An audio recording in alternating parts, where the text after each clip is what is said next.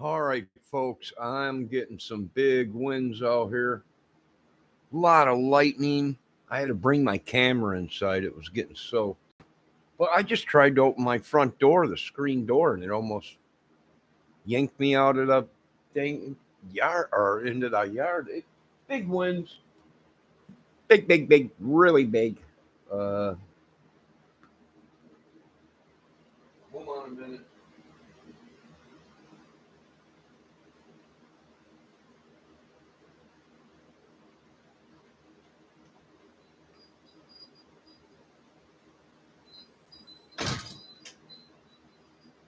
Oh, yeah, big winds. Big, big, big, big, big, big, really big winds. Ugh. You folks be safe out there. I wonder if I can put the camera in the front window and maybe pick some. Whoa, big lightning strike. I got to get this on camera. Good God, oh, Miss Molly. I'm going to see if I can get her in the front window here. Big, big, big, really big, big. Ooh, big bover there. I don't know if you can hear that.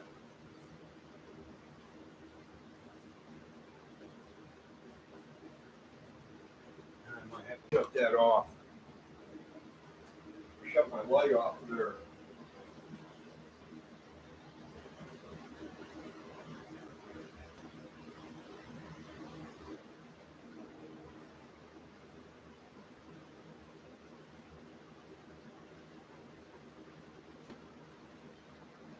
Nah, maybe I'll try and go out there and wipe the window up, maybe.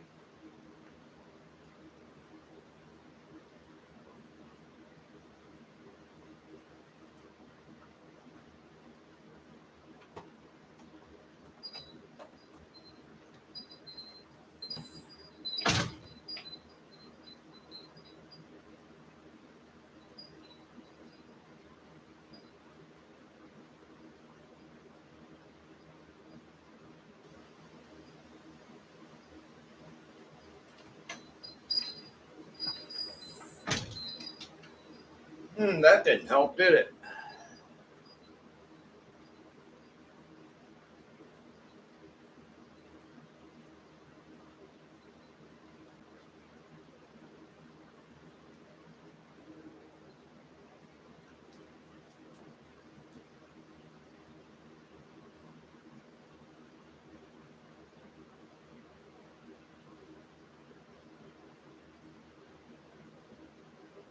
That's blowing right back down.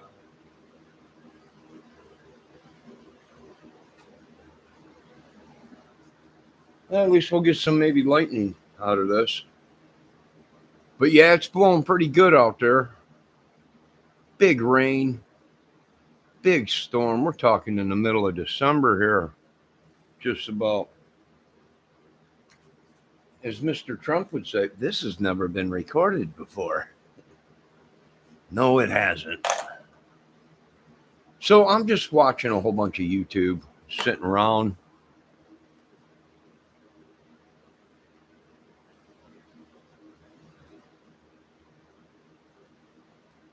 And I think it's supposed to be blowing over here. I think this big storm's supposed to be out of here by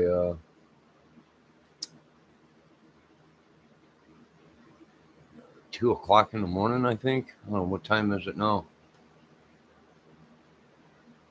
It is 1 o'clock. So either that or I got it wrong and they said it would storm warnings until 6 o'clock in the morning. But it is windy out and it is raining and it is lightning and it's big wind. It's kind of windy when you go to open the screen door and it almost sucks you out of it a little bit. So, but watching a bunch of YouTube tonight.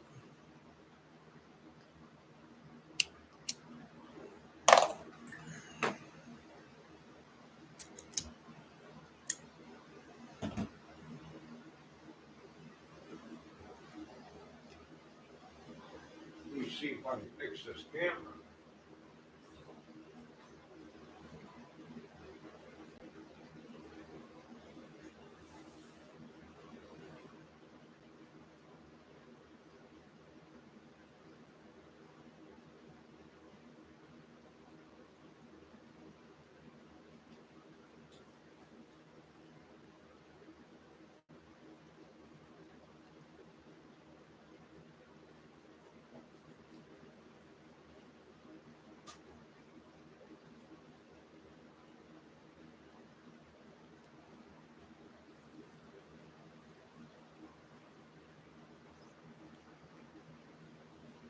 Maybe we'll get some good lightning.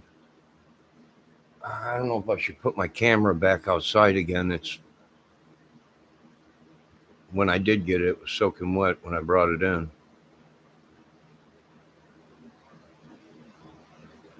Look at all the aliens out there. Look at all the orbs.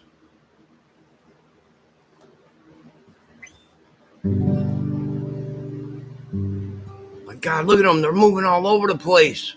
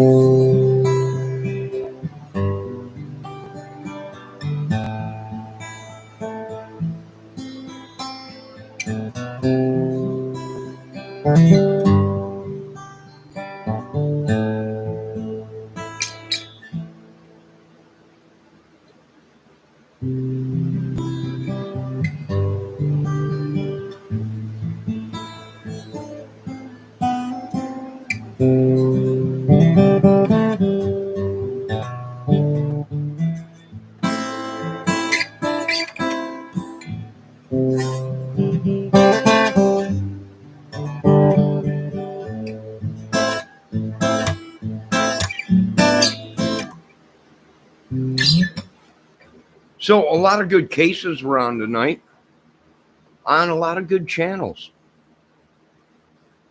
Some new cases that, you know what, I forgot about a long time ago. But some really good crime channels on tonight.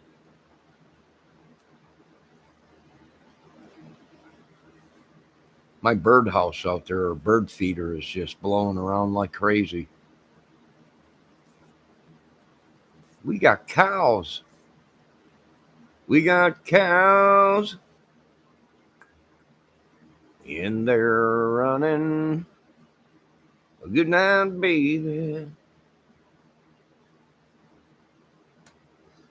She's running. God, look at all the alien spaceships out there. Millions of them, my drones.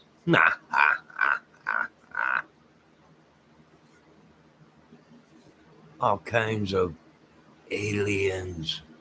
Ooh, look at that moving around out there. Somebody's out there moving around. Somebody is out there moving around, round. And be a simple. Either that or it was a tree branch that went flying by, but there's something out there moving around. And there's something out there moving around.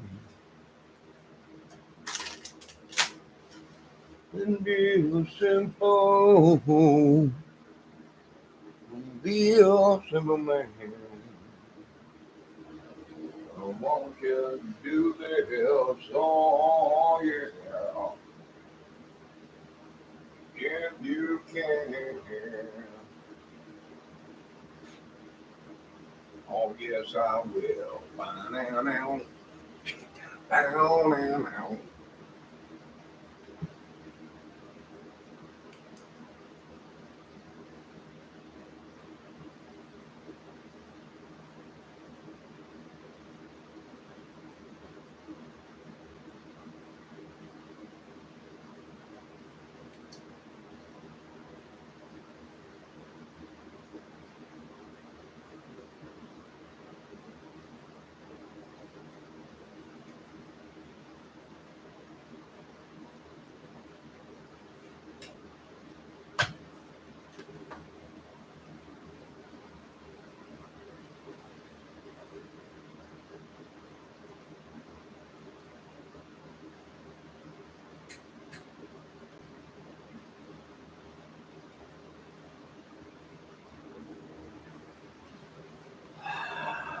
Yeah, it's still raining out there and blowing winds. Well, them winds were a blowing right out of Oshikoshia.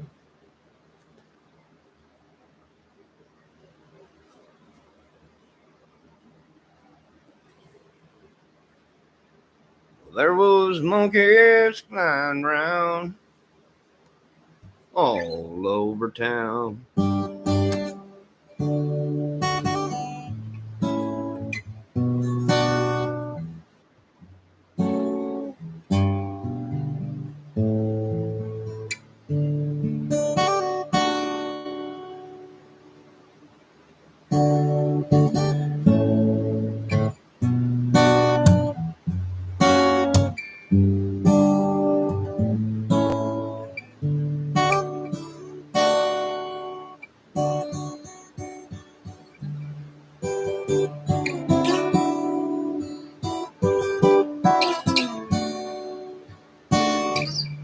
If you're wondering what's moving back and forth out there, that's my bird feeder. It's just blowing back and forth.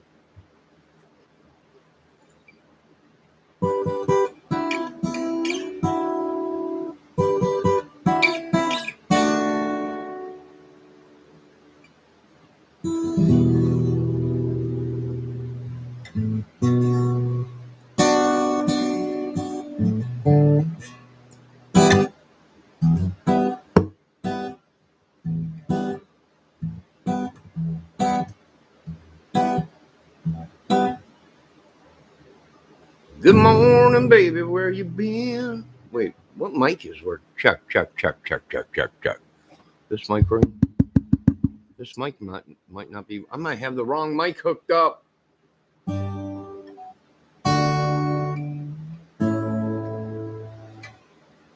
Check 1, 2, 3. Check 4, 5, 6, and 7. Check 1, 2, 3. Monkey see. Oh, that's working.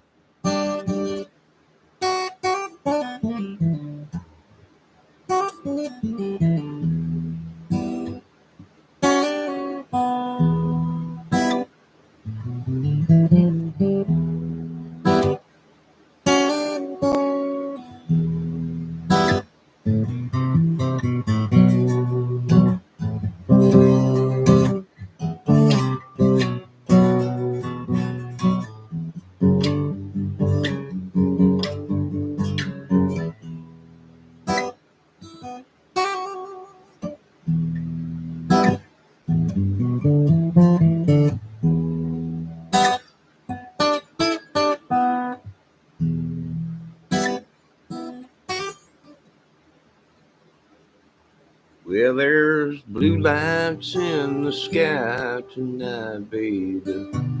I wish you were mine, baby, but I'm running on empty. I need a double dose of your loving, baby.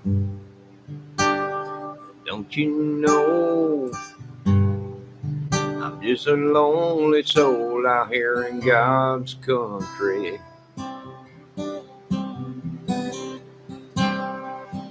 Well, I said, oh, hey there, good looking girl, I got nothing to do tonight. So why don't you pop yourself right here on my lap and we'll talk all night, girl. You got something I want, something I need, girl. I just can't let it be. I need me some sweet tea, baby.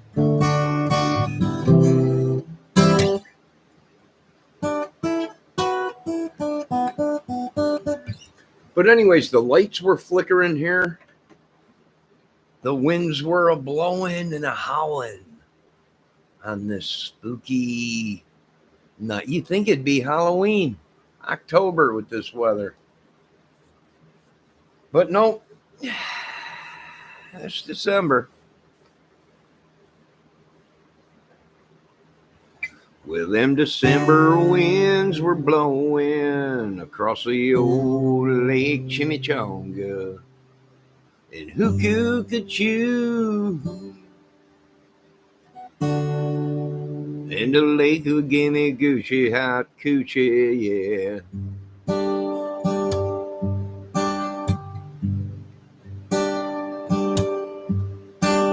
The wind was blowing across the lake last night. It made a horrible sound, alright. But all I did was pull her closer and said, baby, I'm gonna love you while the storm's going on tonight.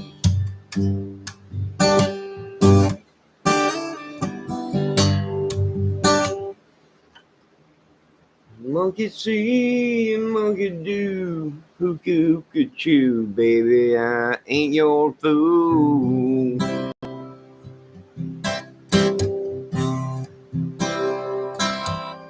I said, oh,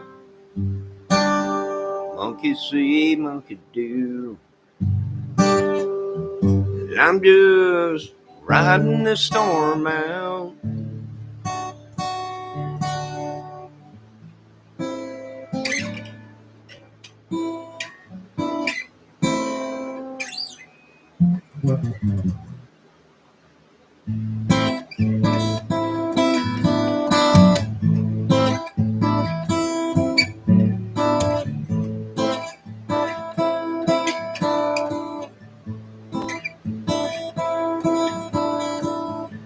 Riding the storm out, waiting for the tornadoes now, booming rising.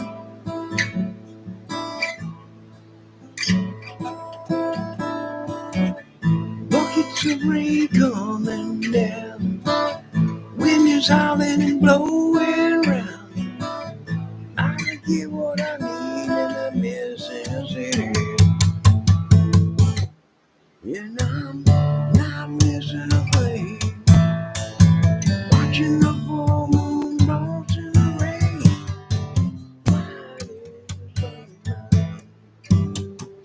Riding the storm out, riding the storm out, riding the storm out. Oh yeah. My lady beside me, she's there to guide me.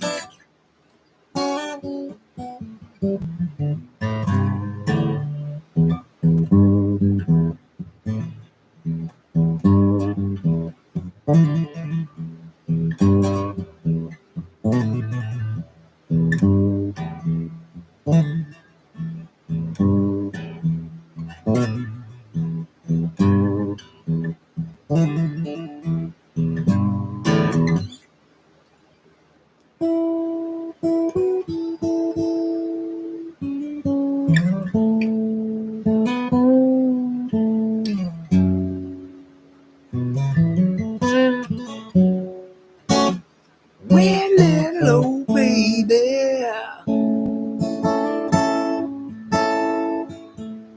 tell me how have you been? We all have missed you in the way, baby, you grin. The day is necessary. Every now and then, for the soul to move on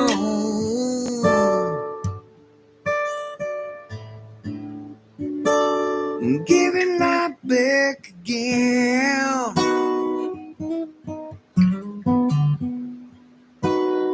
Bow, bow, angel.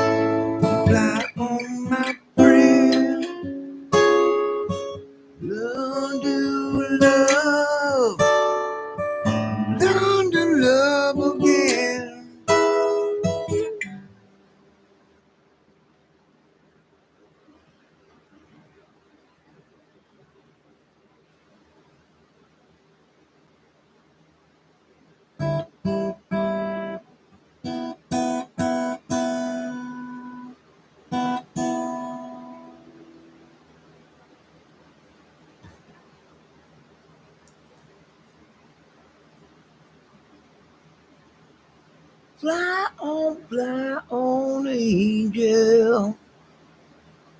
Fly on my brim. We'll learn to love. Learn to love again.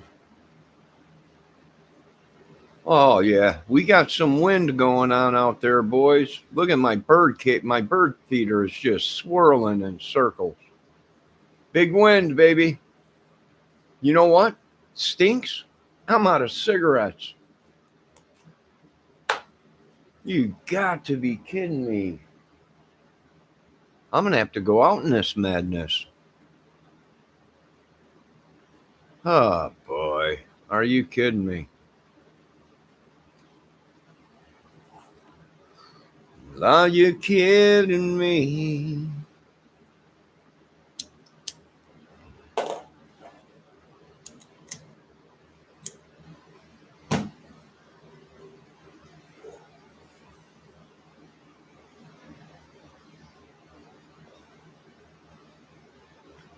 God, I got aliens outside my window. Look at them all. Look at all the orbs. Must be Galuga Galagan. Look at the blue light out there. It must be aliens.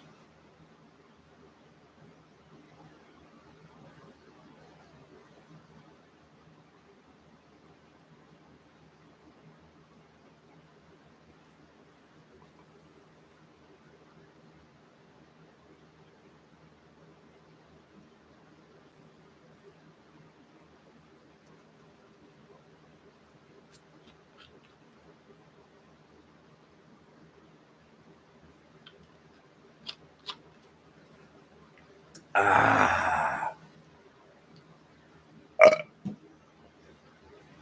Well, life on the farm is kind of laid back. Ain't nothing that a country boy he can't have.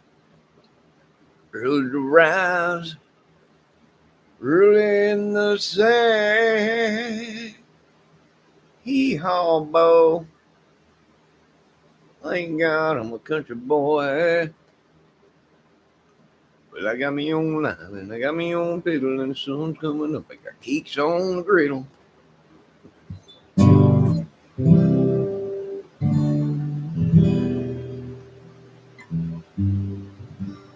Good morning, sunshine. Goodbye, storms. Let it rain on me, Lord. We got storms blowing in the great outdoors once again.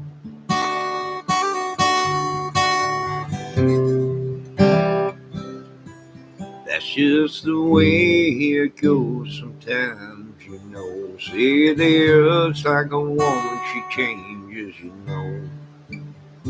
Oh, each day, yeah.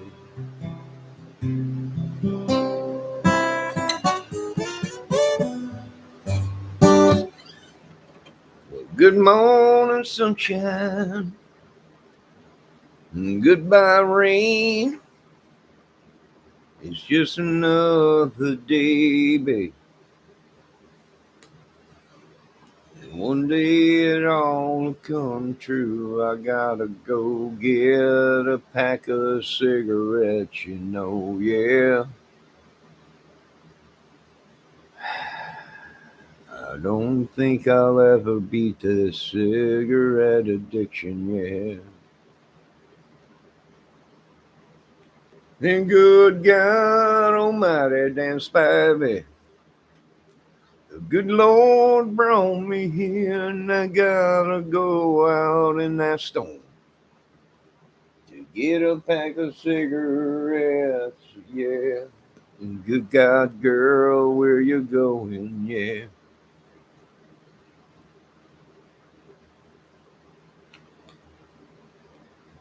You know what? It looks like she's letting up there, so she might just be blowing over.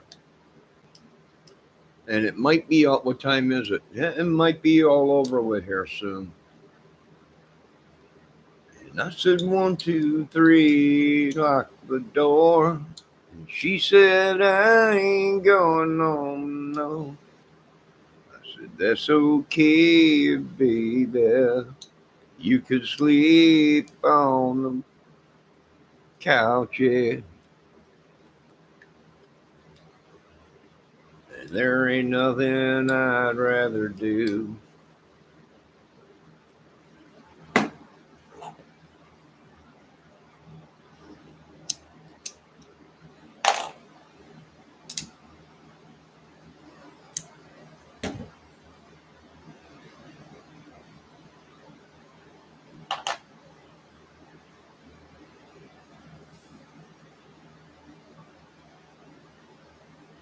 And I said, 3, 4, open the door. I gotta make my way out of here. All right, I gotta run to the dang gas station. I gotta go out in the storm. Well, I gotta go out in the storm. I don't wanna no more. So you guys keep an eye on the place while I'm gone. You guys behave yourselves. I don't know if you can see this video or not. It might be blocked, being the storms going on. You might not be able to see anything. But I don't know what I'm doing. But now I gotta go out in the storm. You got me smiling, I don't wanna go. But I gotta give me a pack of cigarettes, you know. And don't even think about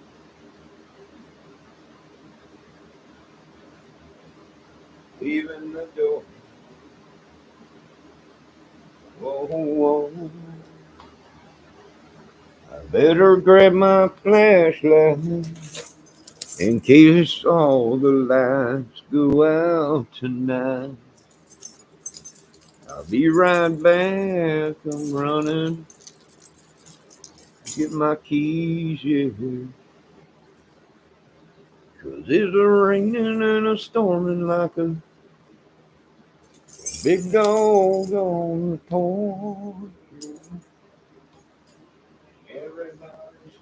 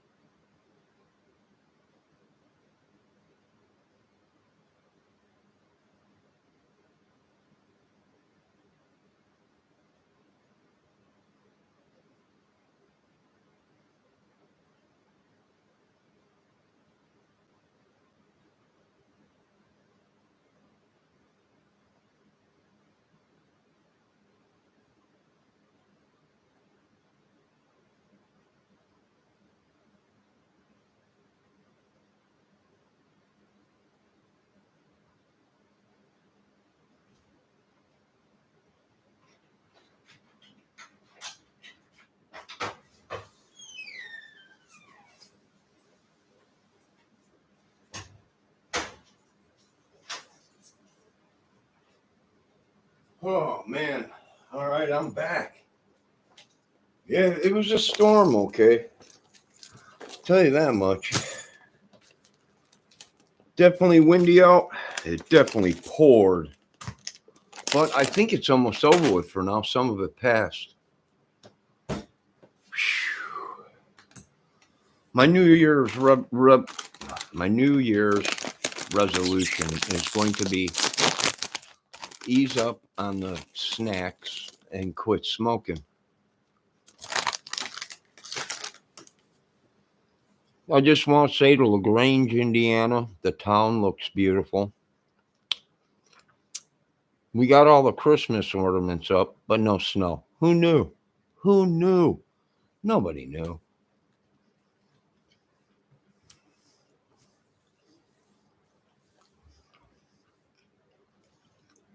Oh, boy. All right, I think I can turn the lights on and bring the camera back over here because it's pretty much done for now. I can see clouds back there, but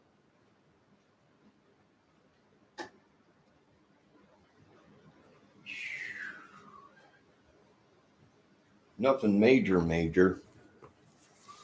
Nothing major.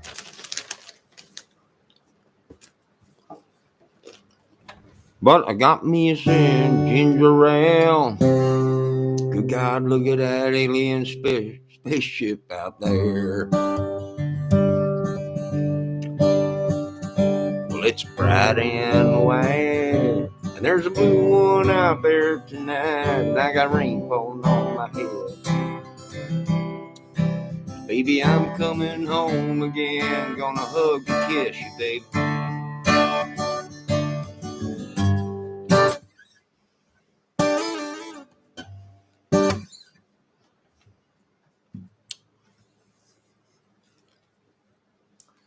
I'll tell you what, it is warm out. It's got to be 50, 60 degrees out there.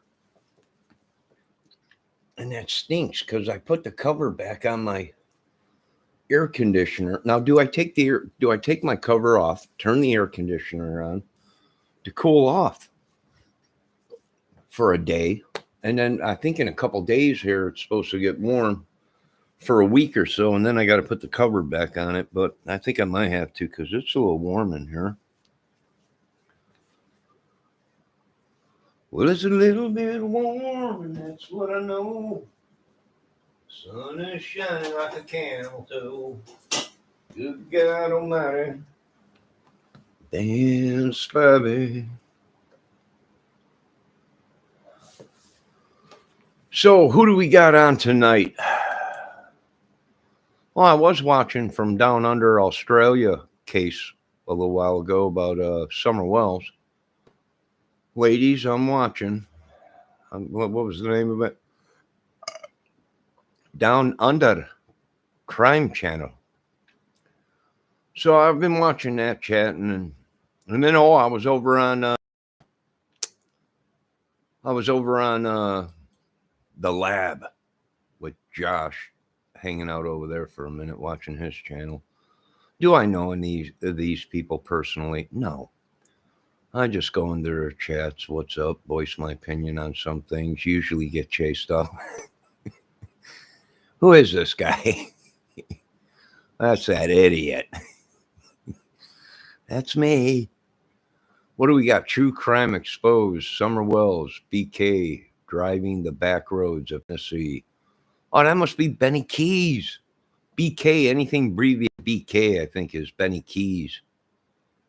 Blood Money Keys. That would have made a great movie. It really would have, but I don't know. Oh, we got live tornado warnings in Memphis, Tennessee. We got live tornado warnings in Memphis, Tennessee. Everybody take cover, 'cause that tornado's heading down the street. Uh-huh. And I won't be coming home tonight. Oh, what do we got? Natasha Crime Chant? Oh, no, this is Natasha's reclining with Natasha. All right, what's going on? When are you coming back to the crime, Sasha? When When you coming home to the... Ooh, look at, she's got soundproofing up in her. It looks like soundproofing for studios. Oh, wait, she's a singer. I think I seen her singing on her channel one time. I think this young lady might be a singer, too. Well, singing, Natasha, girl singing. Oh, yep, here it is right here. Mariah and I after her choral concert. I can't see it. I got to get my glasses. Something concert. Well, that's real good. Yeah. So, gotta get it on with. Oh, Down Under. They're still live. Down Under Crime Talks. That's not a knife. This is a knife. Throw another shrimp on the barbie. Self-made mom. Well, not too much going on. Oh, Miss Blair White. I don't know if this is the lady or gentleman that was in my chat. I think she might, or he might be a one of my mods. I'm not sure. You know, people like to monkey with me because I have a disability sometimes. So, you know, I don't know. It might be her. I sub to her. She is a mod. I believe she's a mod. Or he's a mod. Whatever she wants to be called this today or tomorrow or whatever. I don't know. But he or she is a nice person, and they're welcome on my chat anytime. I don't discriminate against people. I don't discriminate against people. There ain't nothing I can do. All I know... Oop, Joe Rogan. I'm a sub to Joe Rogan. I know I didn't want to admit it either, but I am. Joe will probably see this video and say I'm going to kill him.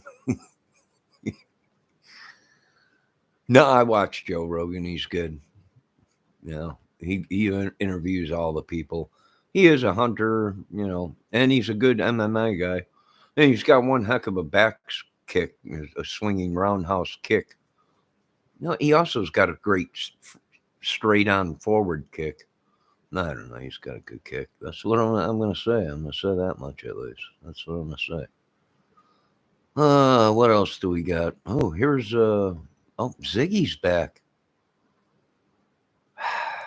Yeah, just when they thought Ziggy was gone, she's back.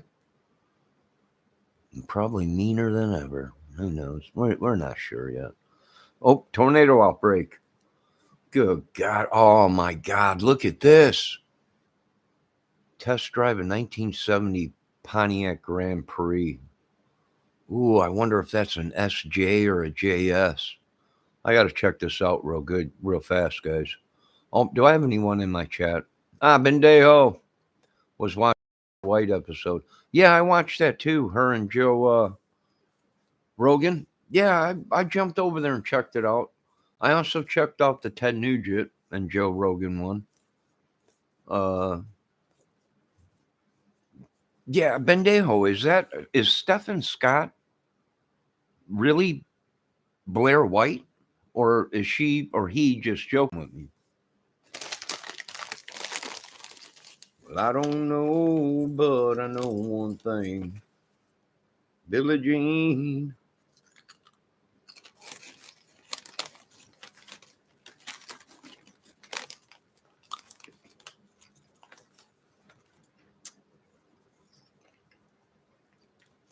You guys want some mesquite barbecue potato chips?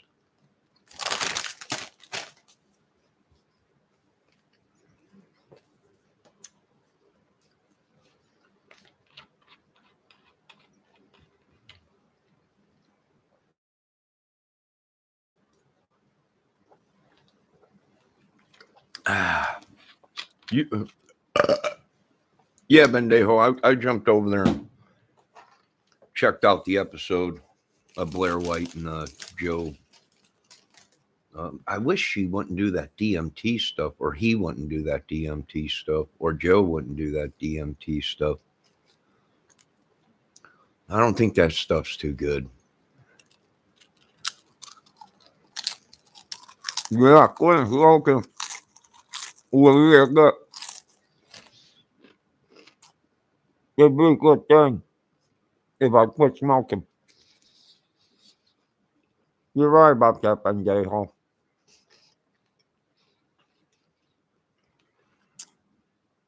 You're definitely right about that.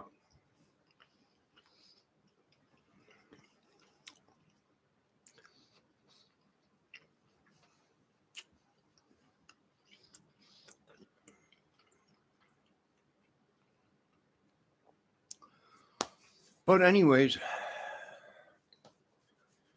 what is this DMT stuff they're talking about? I know it is a alchemine concoction of drugs or whatever, but I've never done it. I don't want to do it.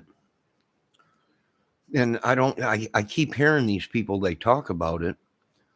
But it just sounds like what they're going through. The high is much like a LSD trip where they say they see aliens and they talk to them. And, you know, I'm thinking, well, them are symptoms of meth after being up for like a week on meth.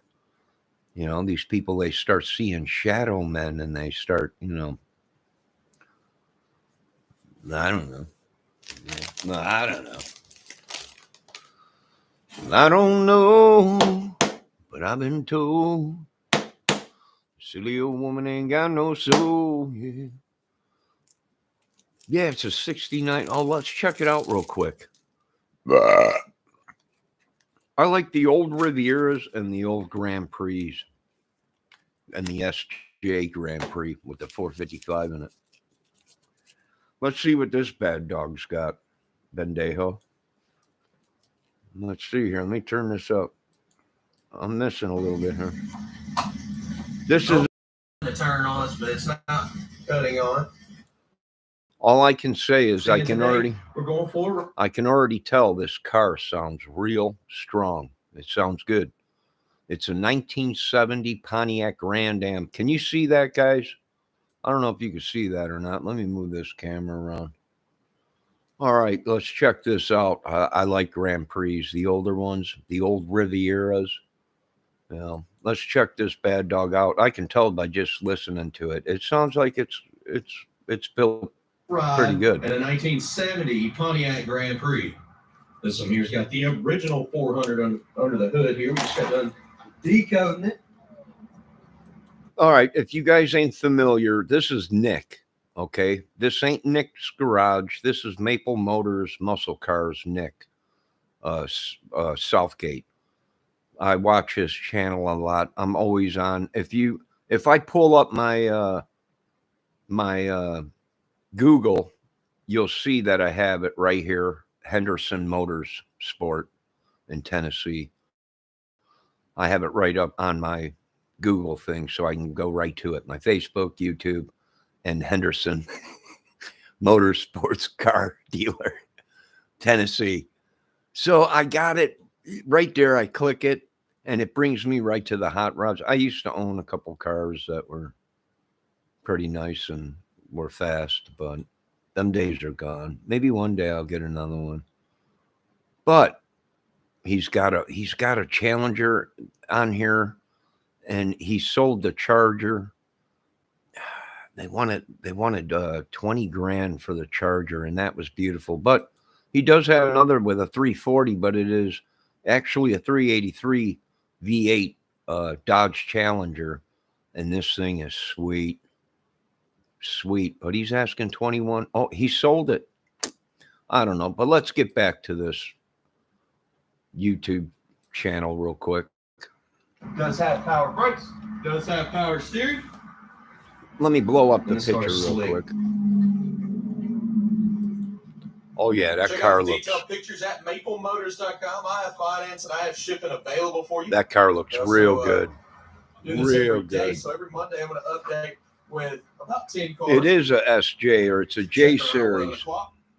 At least some of the first people to check out the inventory that we listed, because usually by Monday afternoon, I have a lot of these cars sold. I think it's a J series.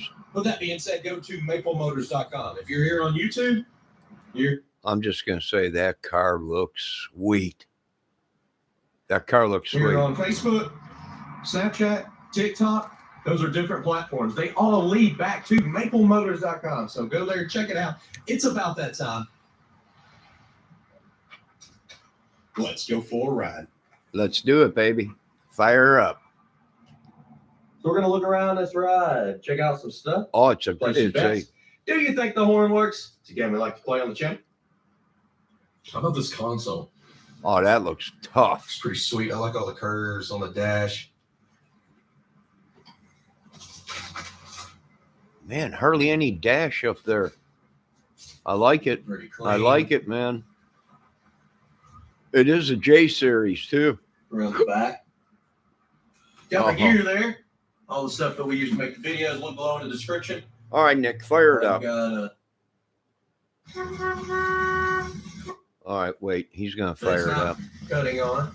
Blower motor's not warped. Run this interior here. We'll go ahead and start her up. Showing 97,000 miles on the dash.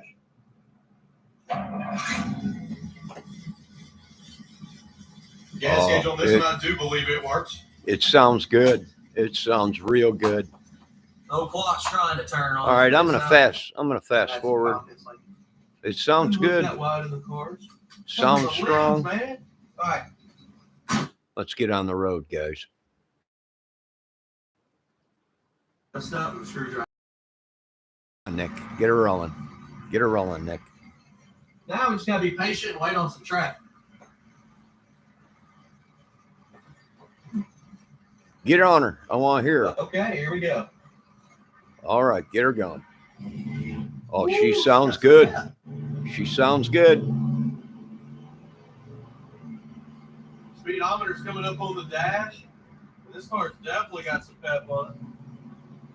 Let's see if that kickdown works.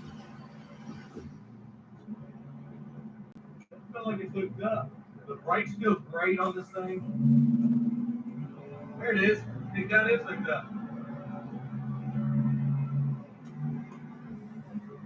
Didn't feel it the first time around.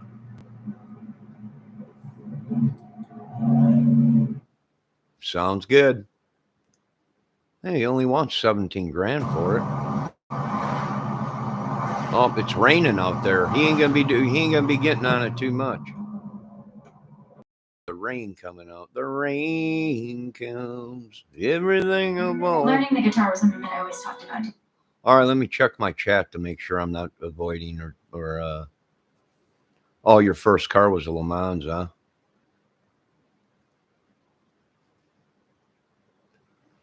Yeah, sweet. Sweet. Let's see what he's got on his site. I'm in love with this Challenger, but he sold it. Oh, he's got a couple Trans Ams. You know, I had a 79 with a 403 in it. How the car screamed. Let's see what he wants for this. 15 grand V8. That ain't bad. You know, my car is almost paid off. I'm a sucker for Trans Ams. Why? I don't know. Probably Smokey and the Bandit. I like it. Looks good. Looks good. Looks real good.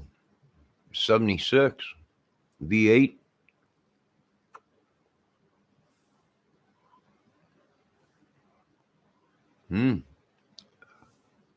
Mine had an Olds motor in it. A 403 is an Olds motor. Let's check out this other one with the red bird on it. V8. He wants 20 grand for it. Oh, but it's nice. It is nice. It is nice. But the motor probably needs to be rebuilt. Motor don't look as good as the other one. Let's check out the blue Screaming Chicken motor. See, this motor looks dressed up a lot better. Looks like maybe it might have been redone already.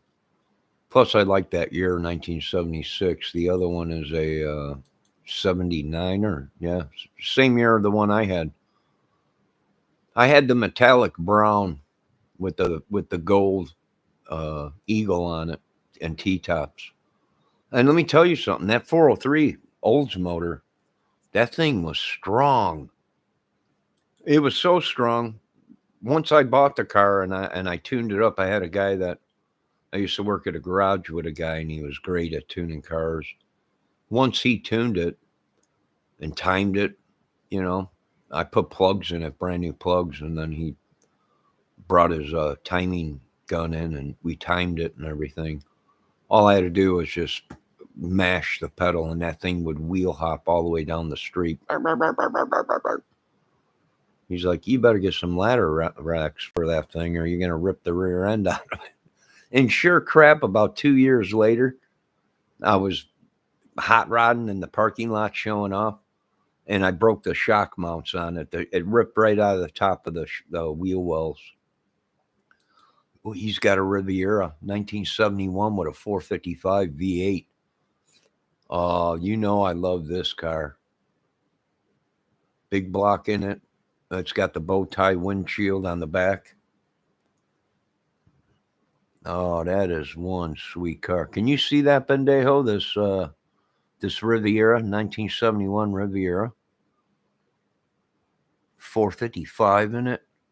That is sweet. How much? He sold it. It's gone already. Good God. He sold it already. Ooh, he's got a satellite on here. A couple Camaros, a Chevelle. Real nice Nova. I've seen this Nova, 65 Nova. This thing is sweet. It's got a 327 in it. That thing is nice. How much?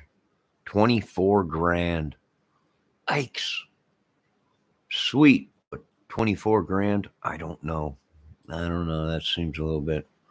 I like this Chevelle, but I ain't got $31,000 for a Chevelle. And oh, that thing is sweet. That thing is sweet.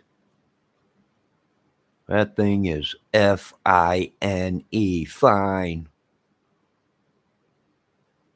All right, let me check my chat. Anyone new in here? Anybody? Nope, just a regular Bendejo. All right, Bendejo, let me see what else we got on this. I do like these Camaros, but the Camaros are always way, way too pricey. Way, 32 grand. Fuel injected LS motor, 4-speed. Oh, look at this. Oh, I got to go to the bathroom. I'm so excited right now. Oh, my God. Look at that LS motor in it. That's a 4-speed, too. 1967 Pontiac Firebird. I bet you that thing gets up and moves. But 32 grand, it better chirp the tires in every gear. Let's see what this other Camaro, 1967 Chevy Camaro, 350 in it. Power steering, performance upgrades. Looks nice. It's an automatic. Motor looks good. Motor looks real good, but what's the price on her? Sold. She's gone. She's gone. Oh, what do we got here? Oh, here's a 1967 Pontiac Le Mans convertible Bendejo. Didn't you just say in here you had a Le Mans? My first car was a Le Mans. Did you see that Le Mans? I used to work with a kid from the hood with a Candy Apple 69 Riviera. Was his baby. Oh, sure. 69 Riviera. Candy Apple Red. Yeah. I think it'd be my baby too. Did you see that Le Mans? Here's a Le Mans. Gold. 1967 Pontiac Le Mans convertible 326. Automatic transmission, power steering. Flowmaster exhaust, bucket seats, power top, 14-inch. No, look at that. Look at that. Mm-hmm. Oh, yeah, I'm going to have to spend a little time alone with this beauty. Kids, go in the house and get the honey for daddy. Well, here's a GTO, 1966 Pontiac Gto 350. 350 is just not enough power to move that car. It's a boat. You need a big block or a small block built to the hilt to get that big old boat rolling.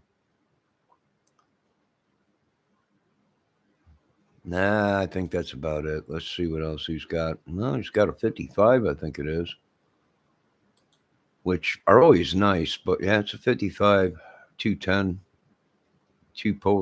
two-door post. Oh, she is nice. What's the motor? V8. 350. I just don't think it's enough to get that baby to lift the front end to get her down the road. You need to throw a 500-pound nitrous kit on that baby, or maybe a supercharged with a turbo. I don't know. That's fun to dream, ain't it? It's fun to dream. But I think that storm's just about over with. I think I'm pretty much done for the night.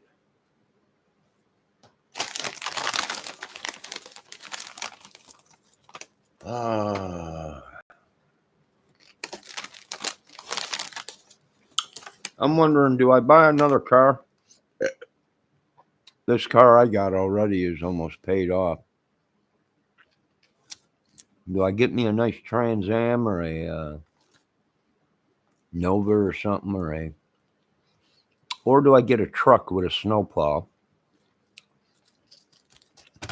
so I can plow in the winter to make money?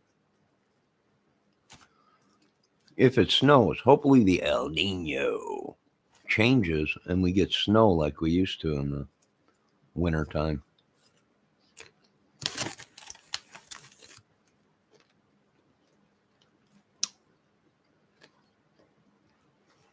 '66 Le Mans green.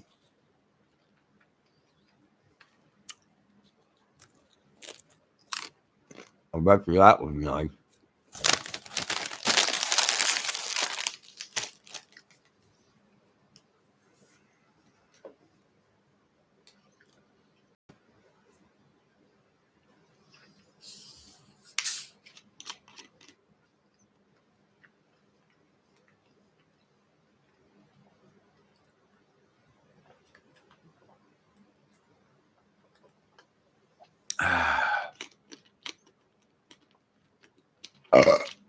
Excuse me.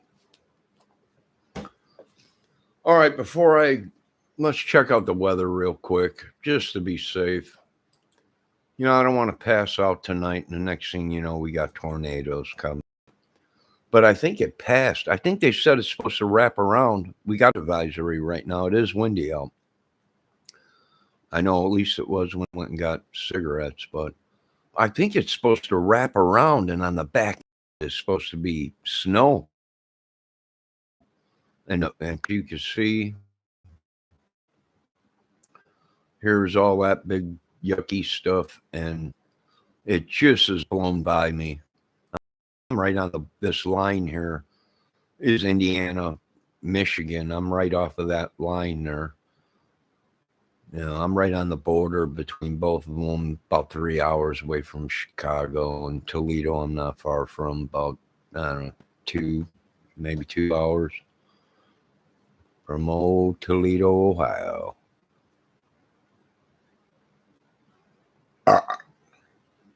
But anyways, let's put this baby in motion, because I think they said it's supposed to wrap around and we're supposed to get some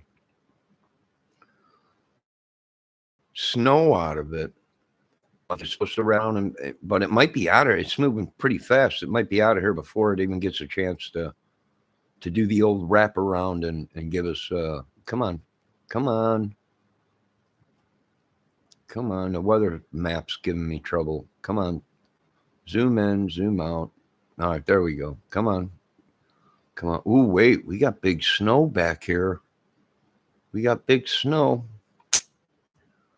We got big snow coming right on the roads.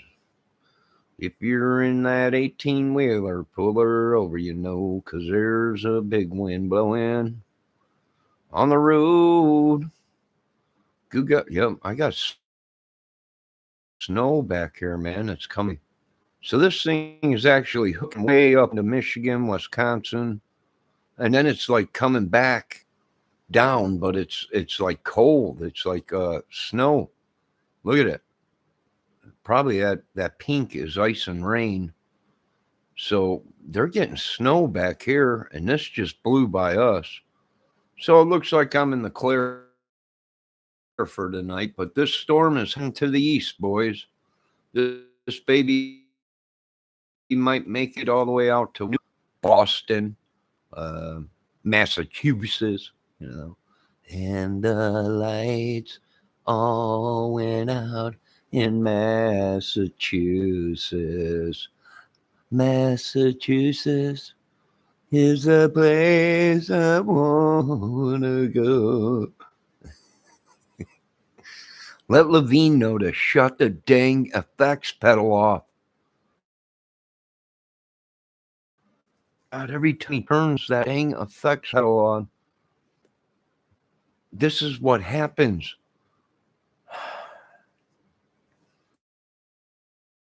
Vendale, can you get a hold of Dave Levine's guitar channel and tell him please shut this dang foot pedal off?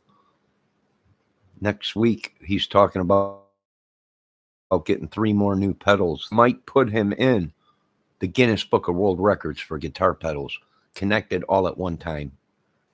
Oh my God. This is ugly. Every time, Dave. Shut it down.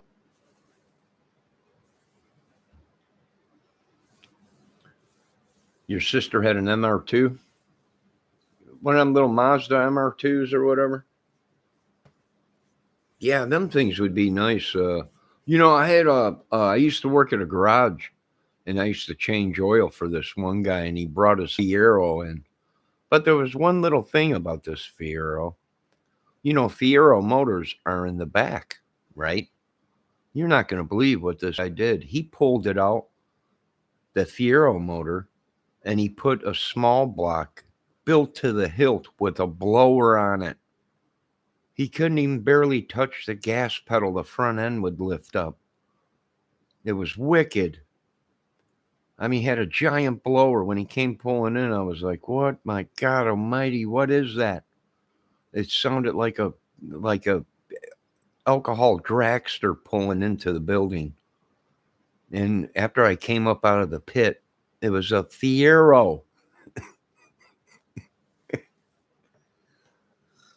One of them little tiny Fieros with a small block in it with a blower sticking out of it. It didn't even have a back trunk to cover the motor. It was just a giant blower. It was just chrome motor and a blower. Thing was wicked. No, I don't know. What do you do? No, I don't know.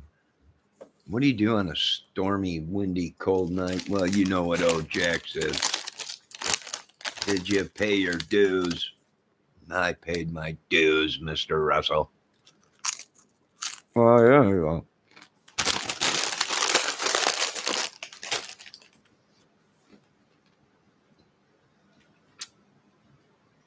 I got to stop eating at night. I got to stop smoking cigarettes.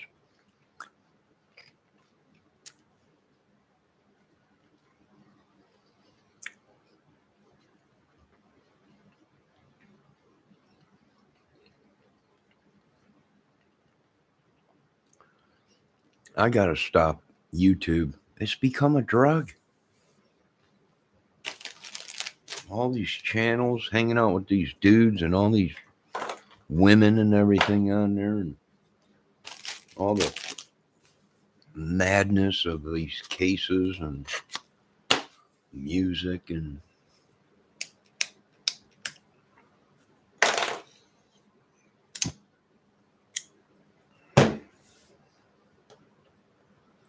And the lights went out in Massachusetts.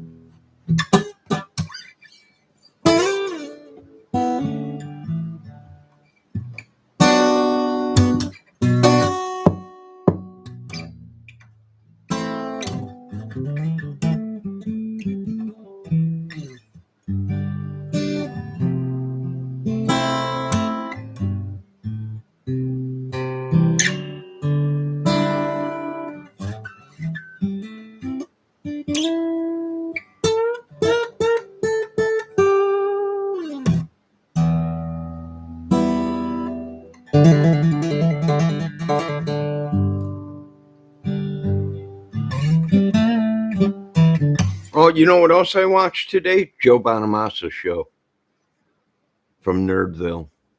I wonder if that place is actually open to the public where people can go in and check the whole Nerdville out. There's rumors he's got an unbelievable amp collection and guitar collection. There's rumors that he sleeps with guitars in his bed. He's got so many guitars that actually he pushes the family aside and the guitars sleep in the bed with him. And with guitars that he's got, no one can find a Sunburst Gibson Les Paul. Well, literally, people are talking like, where are they all at? And here's Joe Bonamassa singing. I hear he's got all kinds of them.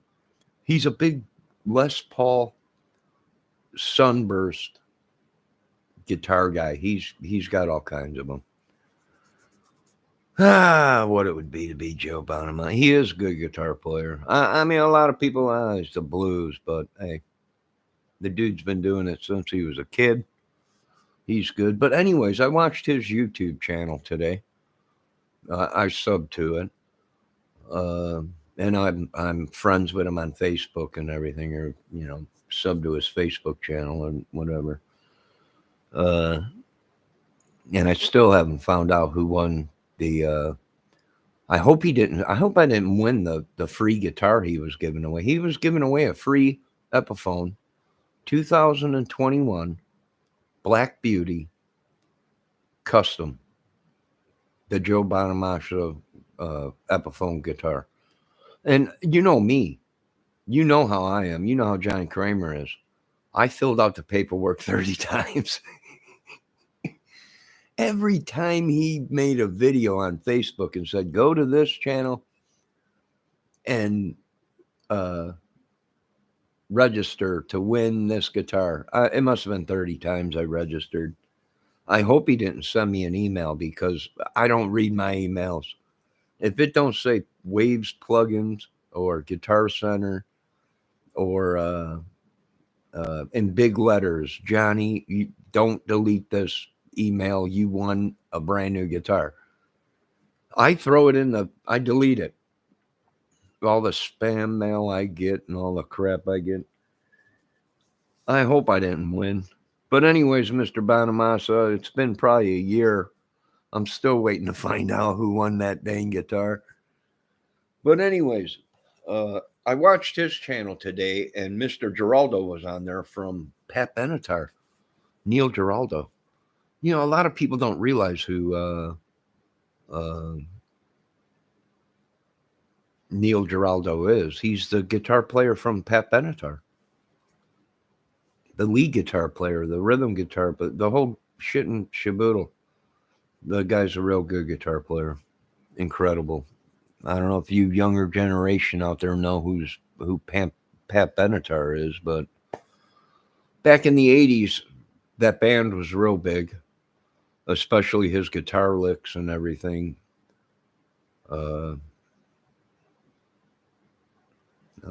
Yeah, his guitar riffs, his whole sound, everything. Geraldo played lead on Jesse's Girl. Yeah, he did.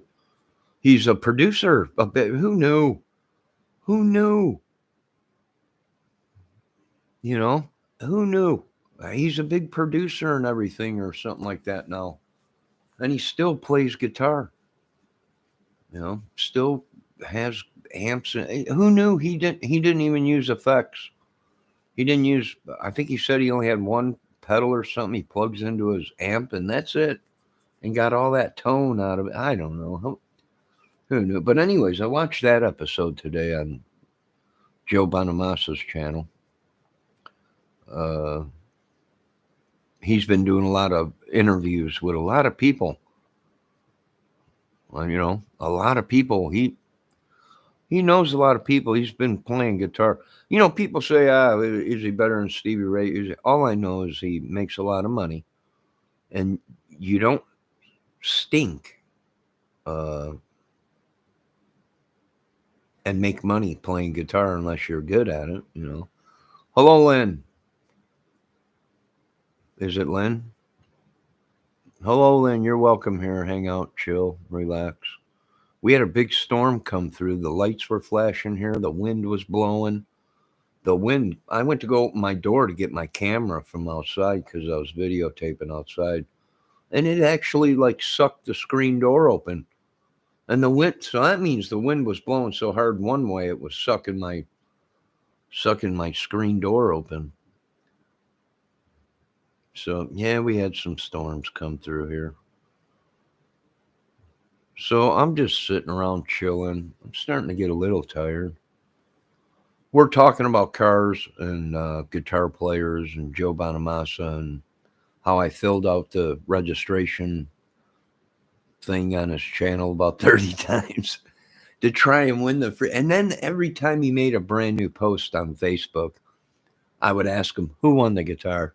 It's been 6 months. Who won the guitar? Then a year went by, and I'm like, I think you're toying with our emotion, Mr. Joe Bonamassa. Who won the Black Beauty? I think it even had the Joe Bonamassa inlays in it. I think Hendrix would have been blown away by. Oh yeah, Hendrix would have been blown away. Are you kidding me? If Hendrix was still alive, and Stevie Ray, they would have been playing together. There's no doubt about it. That would have been a show to promote. Hendrix and Stevie Ray Vaughan.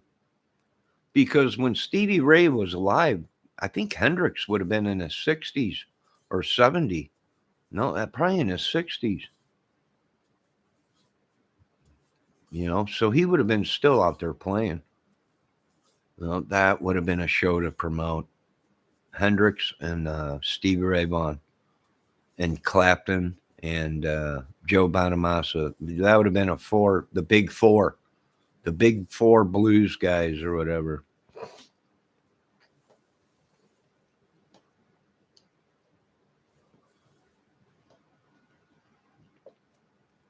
Oh, you were listening to a Delphi live video. I've been doing watching a lot of the Delphi cases and having my opinion and everything. And the only reason Lynn, I went live was because of that storm. I wanted to film it, or I would have stayed on that channel. What channel was it that you were watching?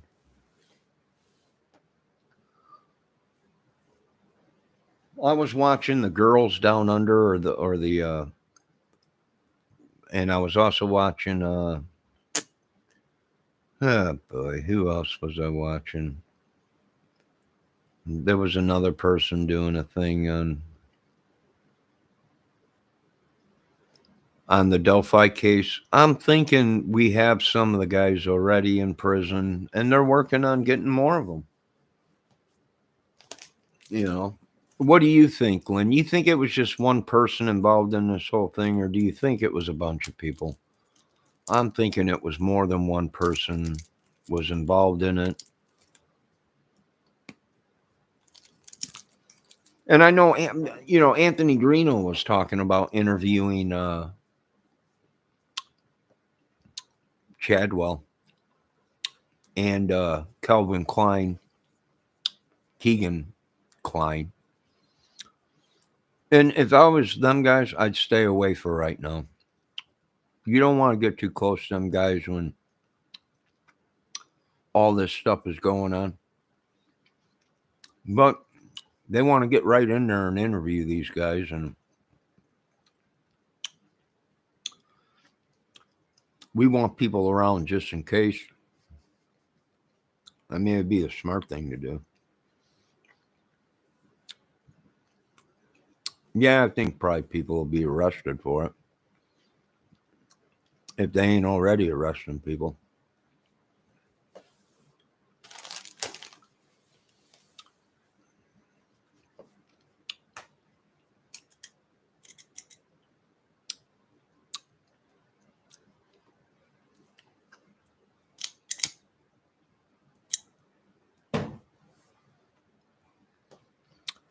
Well, you people up north and east, be safe. That storm is heading your way. It just blew by here about half hour ago, 15 minutes ago.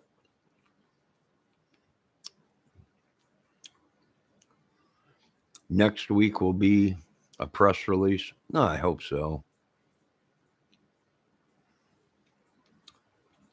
Yeah, December 16th, I was seeing it. I seen it.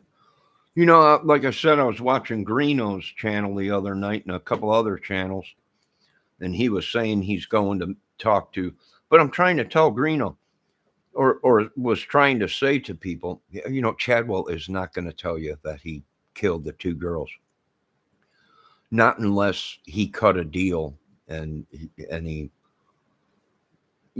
admits to killing the two girls, or was there, or knows about it, or maybe Chadwell will come out and say, I'm being set up. I think someone tried to set me up for that, or he did it. But the voice I'm hearing on the recording, I believe, is Chadwell's, one of them. And I believe there might be other voices on there from a new release of the recording of the voice. I can hear other voices in the background, or a girl or a woman screaming or saying, "Oh my God," or shut your mouth," or something like that. But very, very, like, screaming it or yelling it or whatever. But it sounds like it's in the distance, like the phone picked it up, but it ain't actually right there,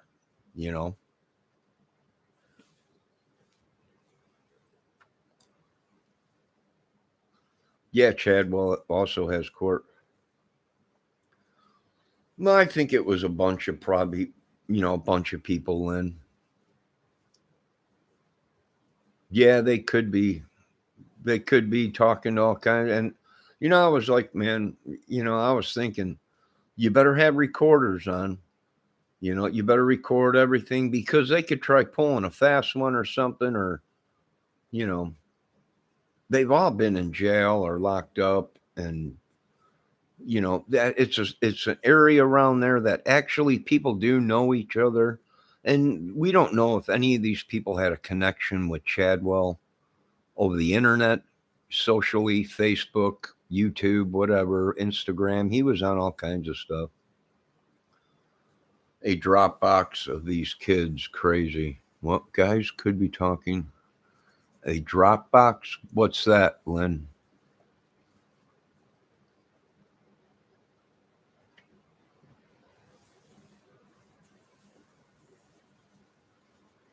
Dropbox. What do you mean? They have a Dropbox where they put kids in or something? Oh my God, these are sick people. What's a Dropbox? A Dropbox of these kids. Oh my God. Sick people. I can't deal with these people. They're sickos, Lynn.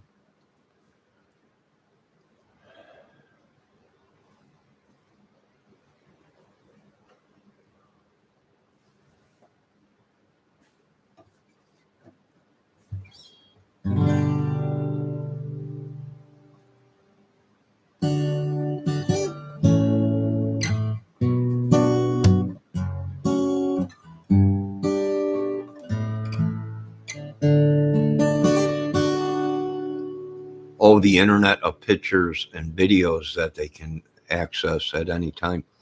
Yeah.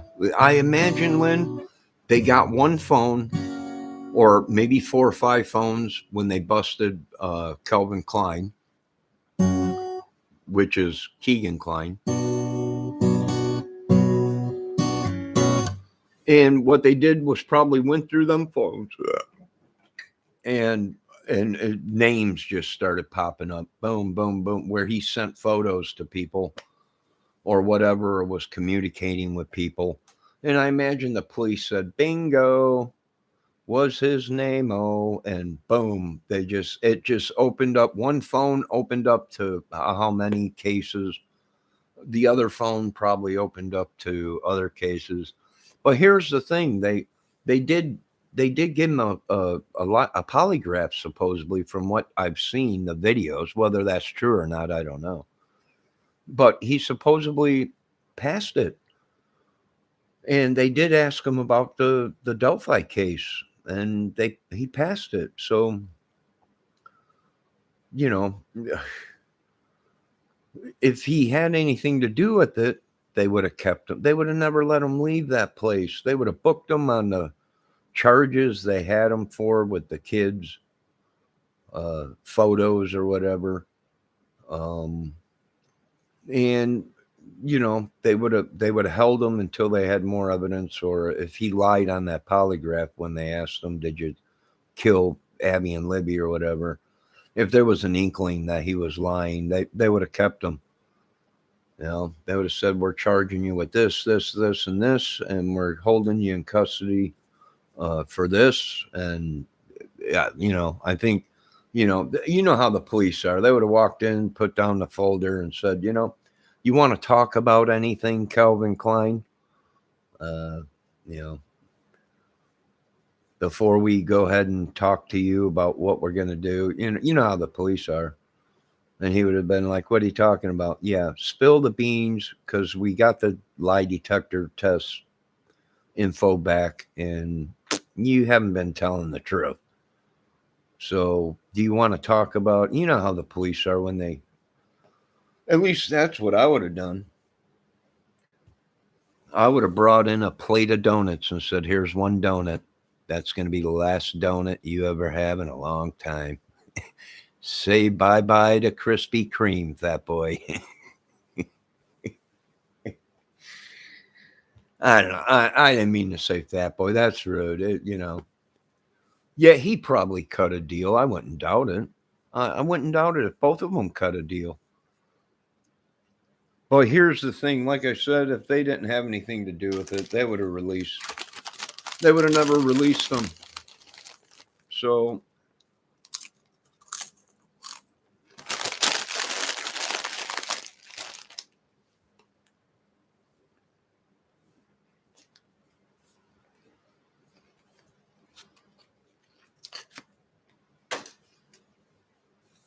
they would have never released them. I wouldn't doubt it if he cut a deal.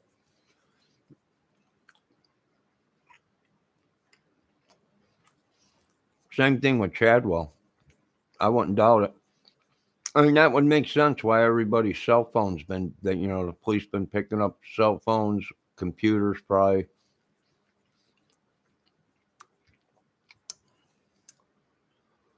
You know, the big talk is did he go ahead and call Anthony Greeno? Well, I don't know. I wasn't there. I have no idea. Could he have? He probably could have, but why Anthony Green? Anthony Green, everyone thinks he's like a superstar.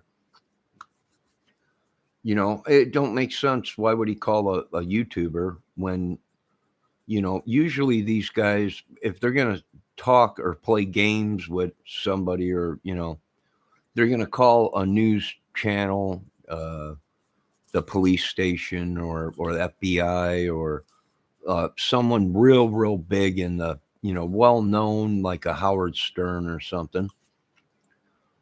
And it just didn't make sense to me, you know.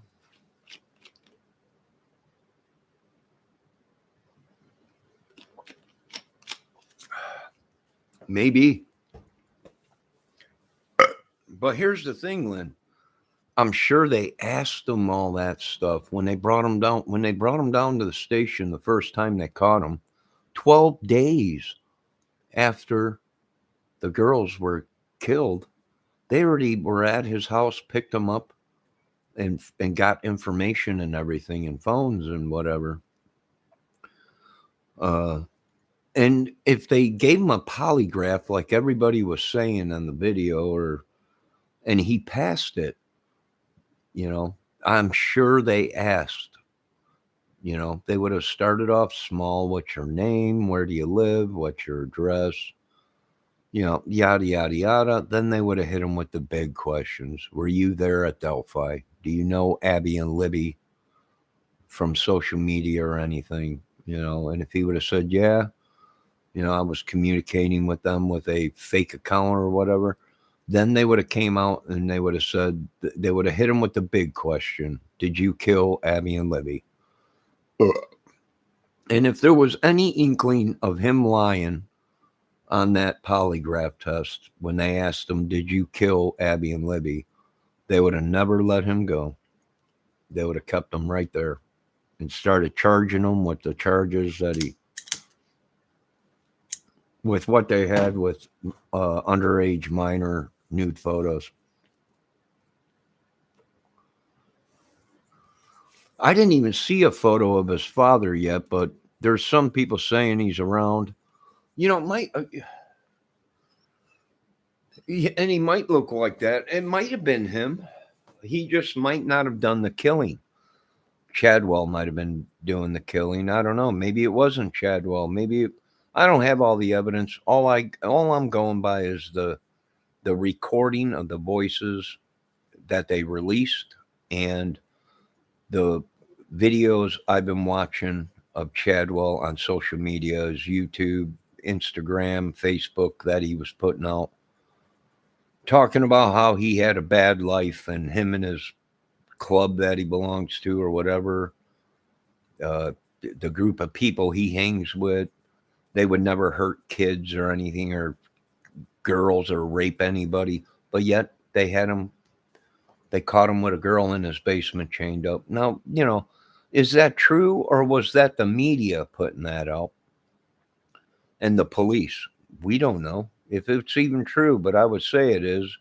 And I've listened to the video long enough and hundreds of times to where you know, I listened to Sean Harmon talk about his dad. So I've seen the video of his dad checking his mail, and his dad was talking. I took that video and put it up against the bridge guy video that we heard. It wasn't a match. It didn't sound like him at all. And then I went back to Brian Chadwell's videos and compared them to Bridge Guy.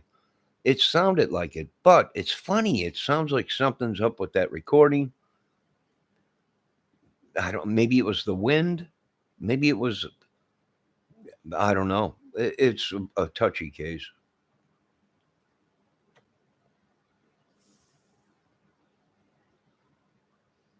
Tony has a picture of himself in a jumpsuit and Friday the 13th mask on. Tony who? Is Tony his father? Or are you talking about Tony abbreviated for Anthony Greeno? Who are you talking about? Are you talking about Calvin Klein or Keegan Klein's? Oh, his dad. I don't know. I haven't seen that photo yet. You know, there's supposed to be 4 or 5 of them that ran around out there or were friends with Ron Logan or whoever his name is. And they're trying to say that they did it. Well, it's possible. I don't know. I don't have all the evidence in front of me looking at crime scene photos and mainly data from cell phones.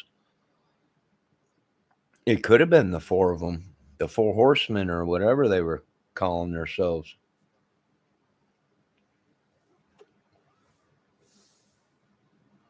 They'll find out.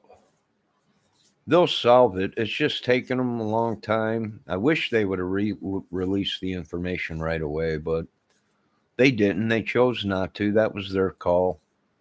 There ain't no one could do anything about it, but I think it's time to release the information, all of it, the recording, the voice, all of it, the 40 minutes of it, all the crime scene photos, all the evidence, all the police report, everything. They should release all that and say, this is what we have. And it's an ongoing case. This case is still going on today, but these are the gentlemen that we think are involved in it. And this is the evidence we have. And we're still working the case. So, you know, bear with us or whatever. And I would have been okay. Let's see what they have. Maybe we can help them out. You know, but you can't do anything with a 4-second video or a 4-second recording of a voice, and no photos to go off of crime scene photos of actually how they succumbed to death, or any info on the you know, we don't have any of the data info that, hey, this Calvin Klein dude or Keegan Klein called this guy and sent them photos, or contacted this guy and was sending photos or talking back and forth. You know, we don't know that. We don't have that evidence in front of us. I'm disappointed because we thought it was a catfish and police family denied it. I know they all denied it, but there was a few of us that have been watching this case for a couple years now, close to it. You know, I've been watching it for a strong 2 years, probably a year and a half to 2 years, because I was on lockdown for COVID or whatever. The whole town was on lockdown.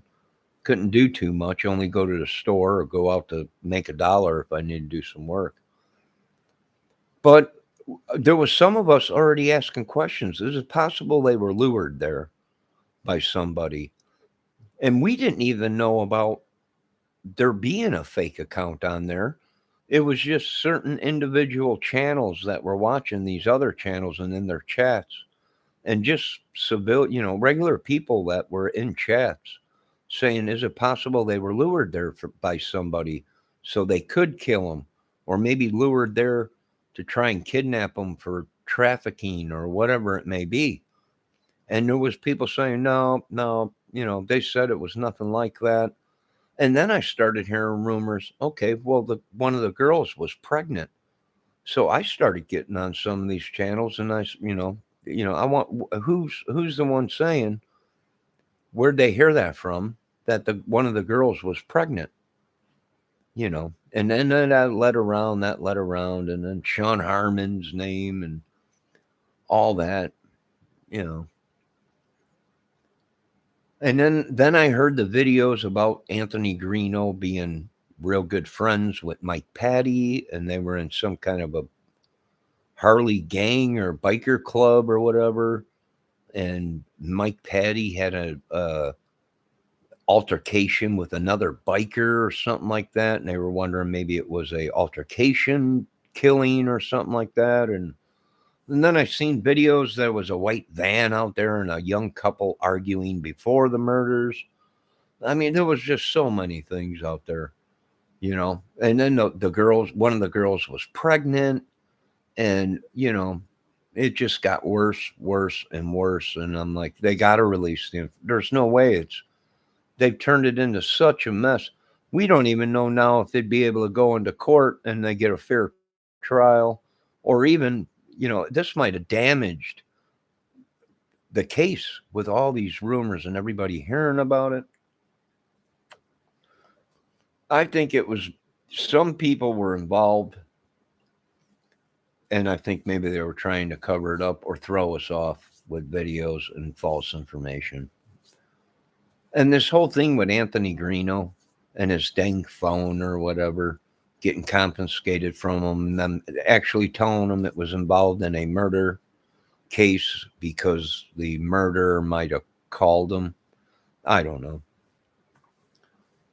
There's a chance on it, but when you're in such a high profile case like that, you don't call a YouTube investigator channel. You call someone big up, news, FBI, somebody, you're going to talk, you're going to play games with them or whatever, like a Zodiac. The Zodiac didn't waste no time. He called big people that were in news, like news places, sent them letters, called them. He called the police. He sent letters to the police. He toyed with them, And if Bridge Guy or the Delphi killings is anything like the Zodiac killer, I don't see him calling Anthony Gto a YouTube channel. I don't see it. And now they're saying a whole bunch of stuff. Anthony Grino's been lying the whole time. He's not a bounty hunter. He's not what he made himself to be, like a Ernie Shell or this new guy that's out. Everybody's saying he's not this, he's not that. It was all a scam for views or whatever, or I don't know. I don't hang out with these guys, so I don't know. What's your opinion, Lynn, on this whole thing? I watch Gto. I watch his videos once in a while. I don't know him, so I have no idea why they took his phone. He says because the killer called him, but I don't know. I have no idea.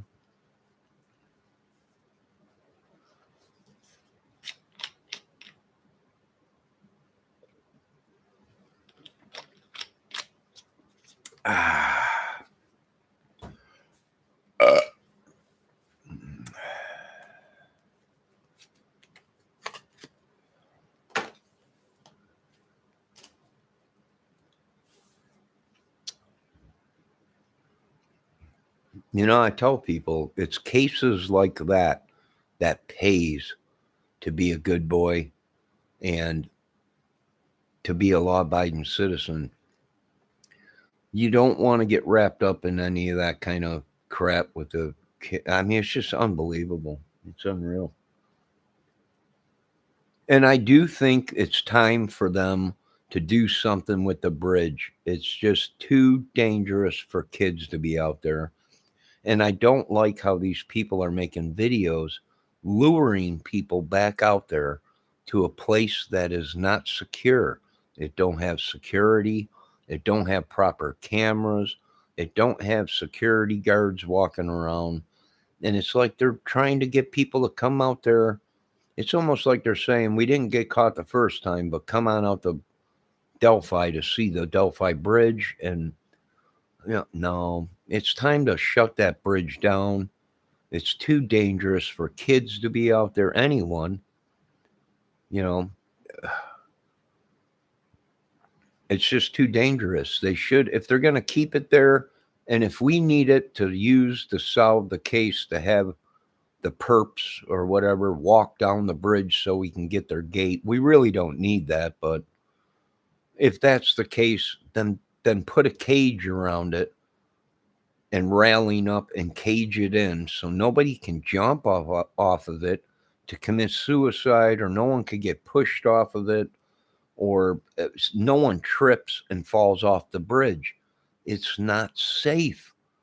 And to me, it's like they're saying, come on out back to the bridge, bring your family. And I hear them all say, bring the kids, we're going out to the Delphi Bridge. And, it's not safe. Am I wrong? If I'm wrong, say I'm wrong. It's not a place to be.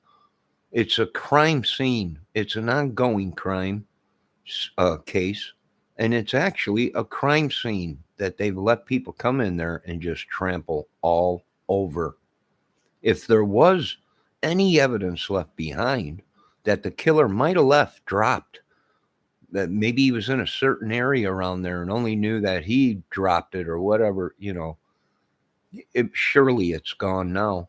Surely the perp went back and got the evidence, if there was any evidence, or cleaned it all up. They should have shut that whole area down until the case was completely over. In my opinion, they should get rid of the bridge. Either take it down piece by piece and reassemble it at the train museum they have out there in front of it or whatever, or take it down. It's going to draw more children out there, and it's not a place that has security. So therefore, you're going to have these women going out there and these kids, and the same thing is going to happen. And we'll be here again, scratching our heads, going, "Oh my God!" They got to shut it down. They got to gate it, put a railing around it, put gating all the way around it, like it's one of these tunnels you walk through or walk across the highway or whatever, and put a gate on the front of it and back of it, so you can chain it and no one can walk through it or get inside of it. That's my opinion. That confounded bridge. I know, Zeppelin song. The confounded bridge. It ain't safe. And I can't believe they're making videos telling family members to come out there with their little children. It's an 80-foot drop. A little kid walking across there, or a teenager or whatever, and trips. Boom, there you go. They probably won't make it. The water underneath that bridge is not that deep. If you fell from there, you're probably going to break your legs, arms, if you don't die. If it don't knock you out when you hit the water, because it's only like a foot deep through there. 2 foot deep, maybe.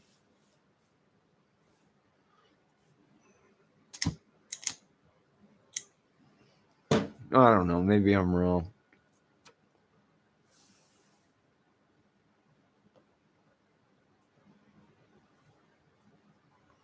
Fix it. I'd take it down. It's no place for people to be out there. It's where 2 little girls lost their lives. And I just don't understand how people, they flock to it.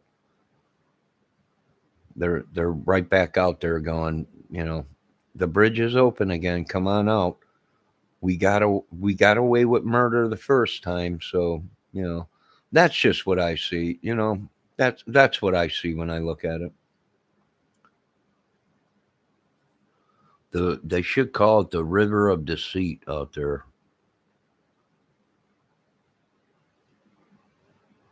No, they don't. They really don't. Shouldn't have a bridge out there at all.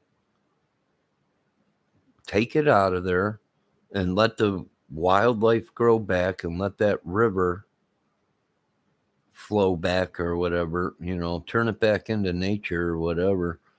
Or build steps down and make just a small crosswalk across the river instead of having it 80 feet up.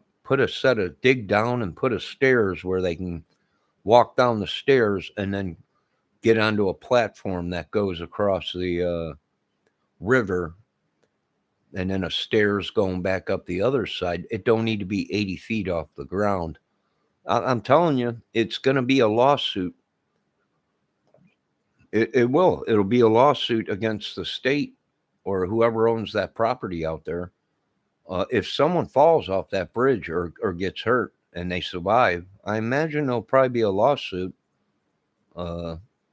against them for not securing it. There's no railing on it. there's nothing. Someone could just jump off of it and try and commit suicide, or someone could trip on them railroad ties and just fall completely off of it. And then you're looking at a lawsuit against the town or whatever, whoever owns the property. I wouldn't doubt it if people start trying to find out who owns that property so they can sue them for the girls being killed. You know, who owns that property? Why wasn't, you got trails out there and signs for people to walk, who owns the property? 2 girls were killed on their property. You didn't have surveillance out there. You didn't have security, but yet you got signs, walk the trails and the bridge. So somebody would get sued.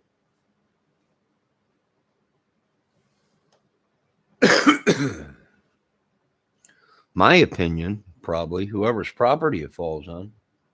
It's got to be state, though. It's got to be, because it was a railroad track. And the only way for that railroad track to run through, it had to be either federal government land or it had to be state land. At one time. Now, they might have sold it. I'm not sure. But usually that's how it works with railroad. The state or the railroad buys up the land so they can run a train.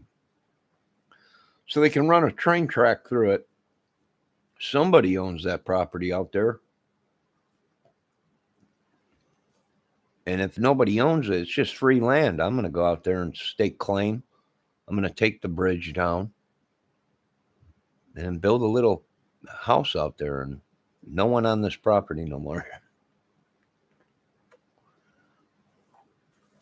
What am I talking about? I'm part Indian. I own it already. I own it all. It's all my people's land. They may have sold it and now want it back. No, I don't know.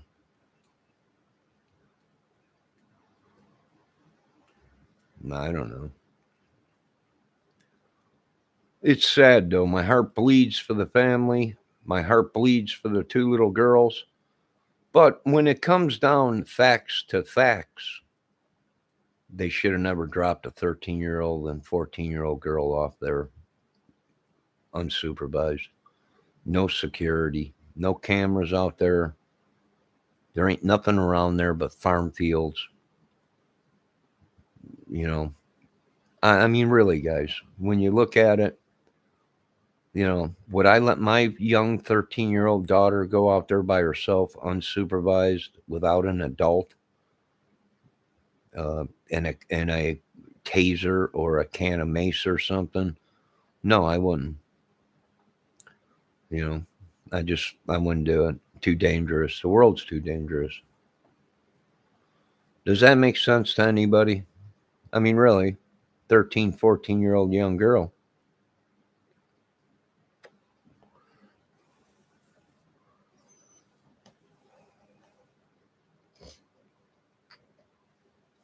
I mean, really, I might be way out of line saying that, but really, when it gets down to the bottom dollar, they should have never been out there by themselves.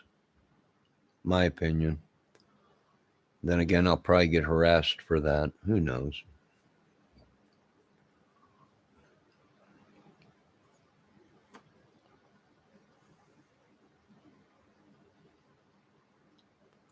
No, I don't know. Who's Anna? Oh, the grandparent, the one grandmother.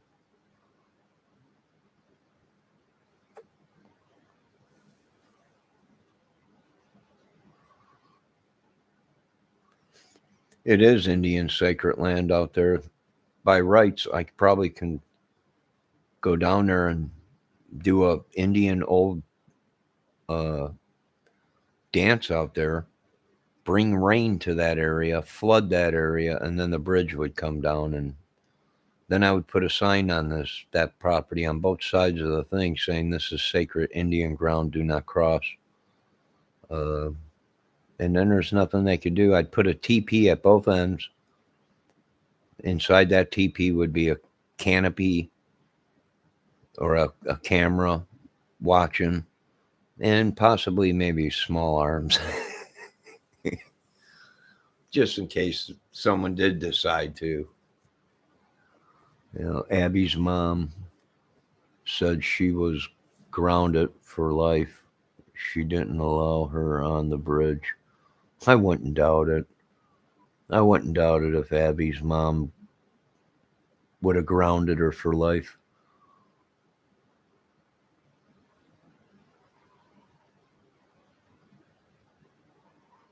And smoke a peace pipe with Paleface.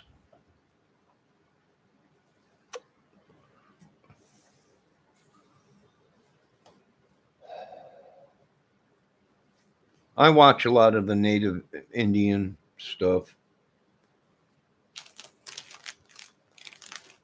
And I got a bunch of CDs that I listen to that are Indian music.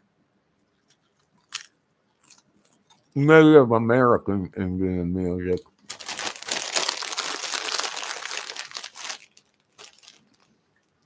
Oh, and I belong to a Native American Indian tribe on Facebook. I watch a lot of them on Facebook too.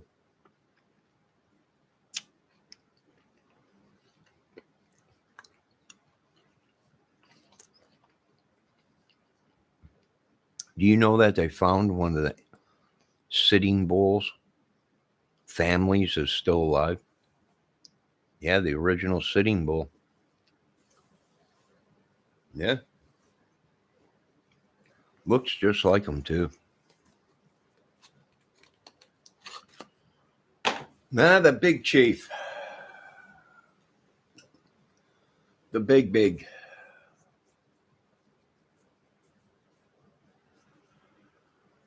Oh, God. Lord save us from this madness of this Delphi case.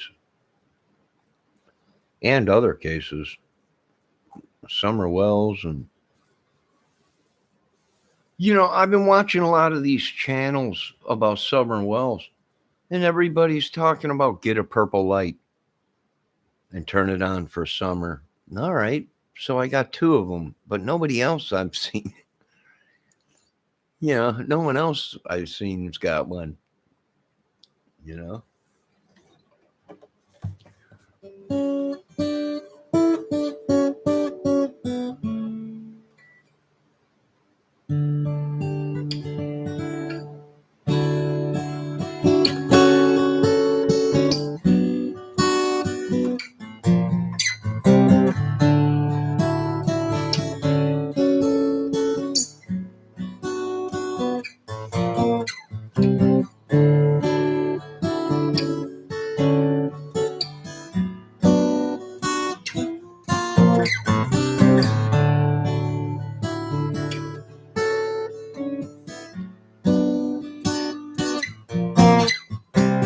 Wonder how you feeling.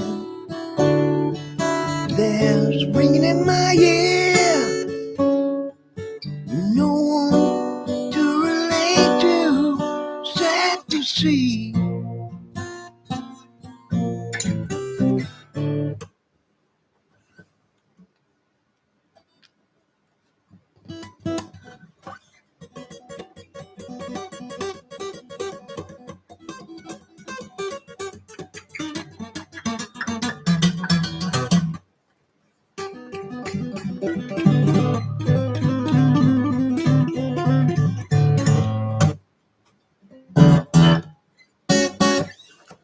Yeah, I watched the Summer Wells case and the Gabby Petito case, and I think me and Dog Chapman are the only ones still looking for Brian Laundrie.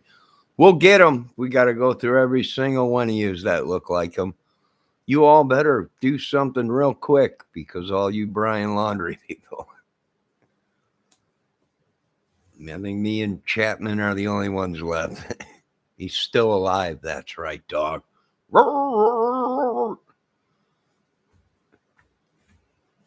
Get the Dog 2000 Swamp Buggy ready. We're going out there. People forget how big Frampton Comes Alive was. Oh, it was huge. You know, Frampton lives out here by me out here in Ohio, I think. He's got a nice little place and a studio out here in Ohio, which is like, I don't know, 30 minutes away from me. Maybe, well, depending on where he lives, probably about an hour. I think he's still out in Ohio.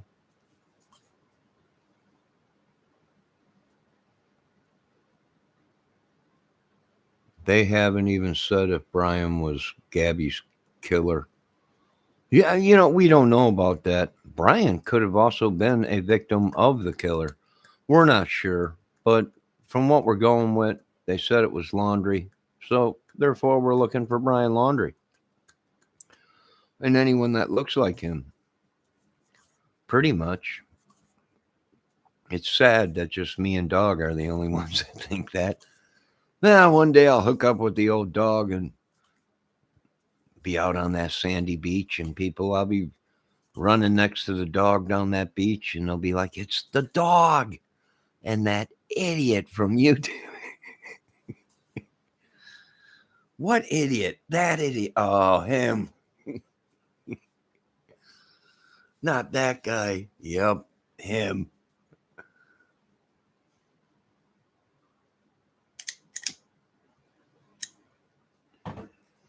I don't know. All I know is I've gone through every piece of evidence of Gabby Petito and all the video. And I say the van door was open when the camper came down that road. The back door was open. Somebody was in that van. And I believe Gabby was already dead. And I believe, this is what I believe, that idiot Laundrie was actually using her phone and chatting to her parents and everybody. And I think she was dead longer than what they're saying. And I think he had everybody fooled. And I think he got called for help. And I think people around there or whatever, somebody came and helped him or whatever. Somebody knew what was going on before anyone else did, meaning authorities, social media. I think they already knew that something was not good.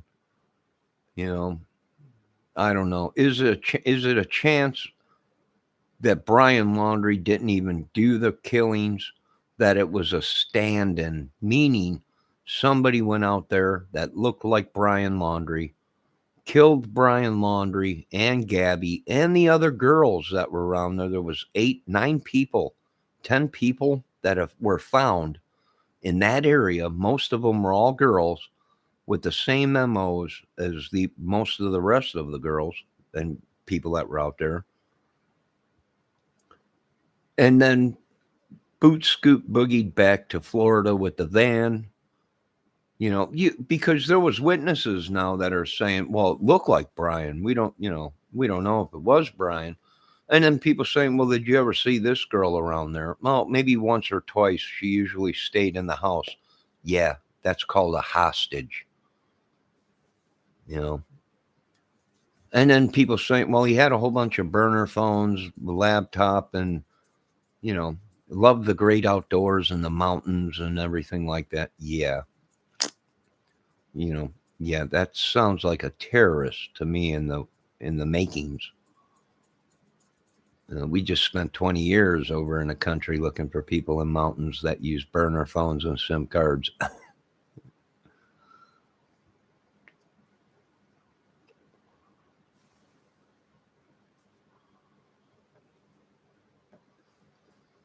No, I don't believe Baldwin pulled. I do believe Baldwin pulled the trigger.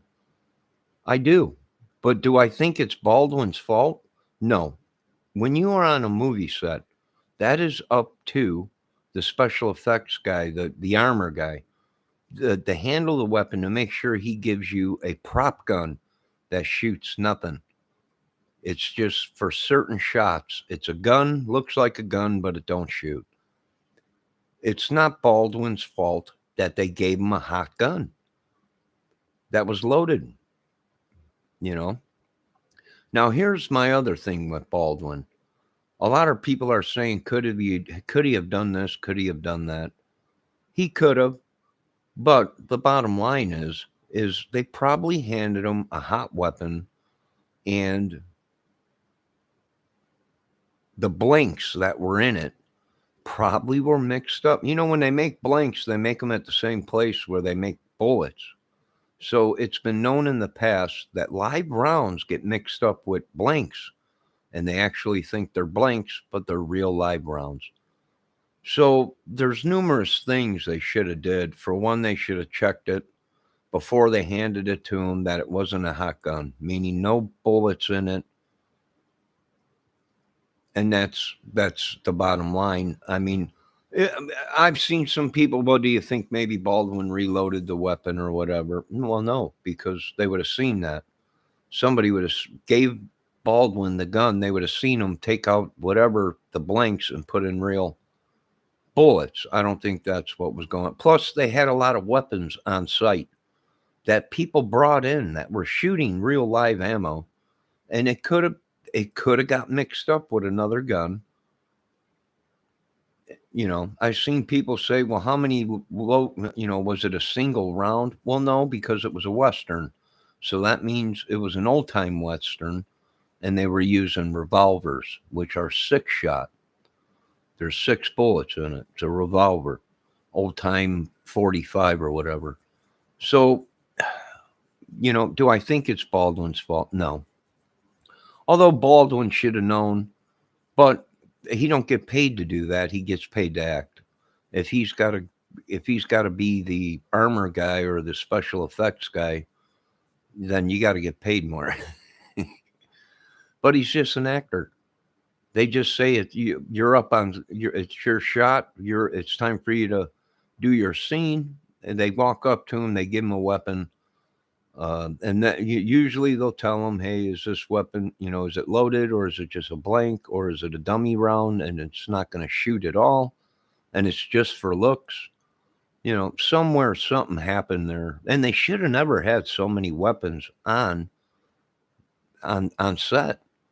There's rumors going around that the cast brought in live guns, hot guns, and they were out there all shooting and everything. And it's possible one of the guns might have got mixed up. We don't know. There's a lot of things going on. Do I think he shot these people deliberately? No. Not at all. Not unless he had a grudge against them, and then he would have to pull the dummy rounds out to put live rounds in. But like I said, the same thing happened to Brandon. And how that happened was the guy went out to his car to get the blank rounds and grabbed the wrong box, I think he said, or something, or there was live rounds mixed up with the blanks. And that's how Brandon Lee died. I just want to know why it was pointed at the director.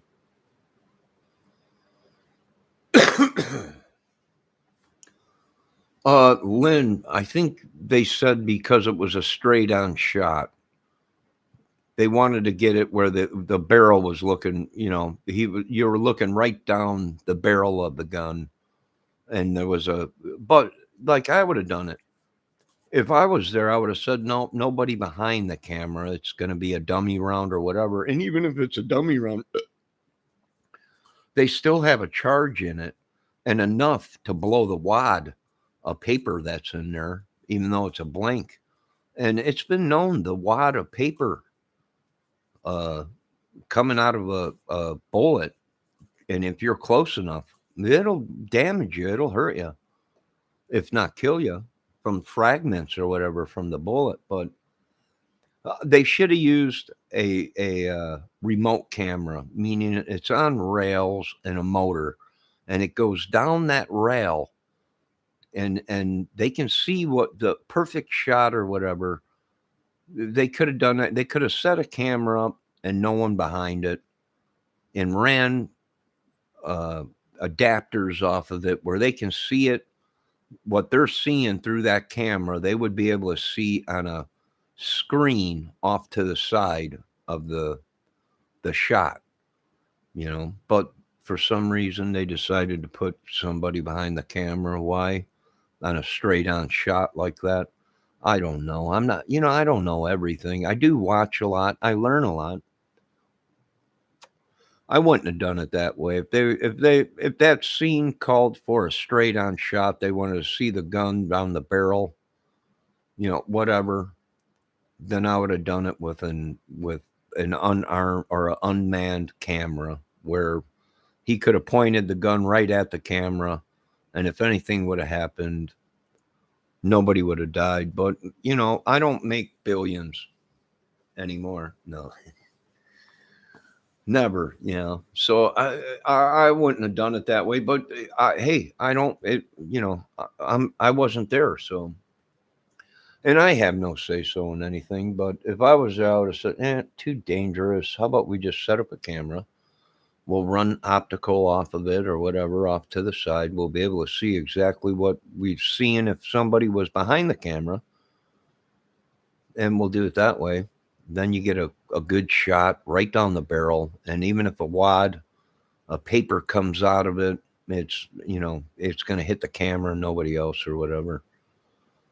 I could be wrong, but I would have did it a little bit different. And I would have made sure everything was real dummy, rounds and not live rounds. And it was an accident bound to happen. Why? Because the cast or the people that were filming it or whatever told people to bring in their real weapons, the day before or whatever. So I guess there was a whole bunch of people around carrying weapons.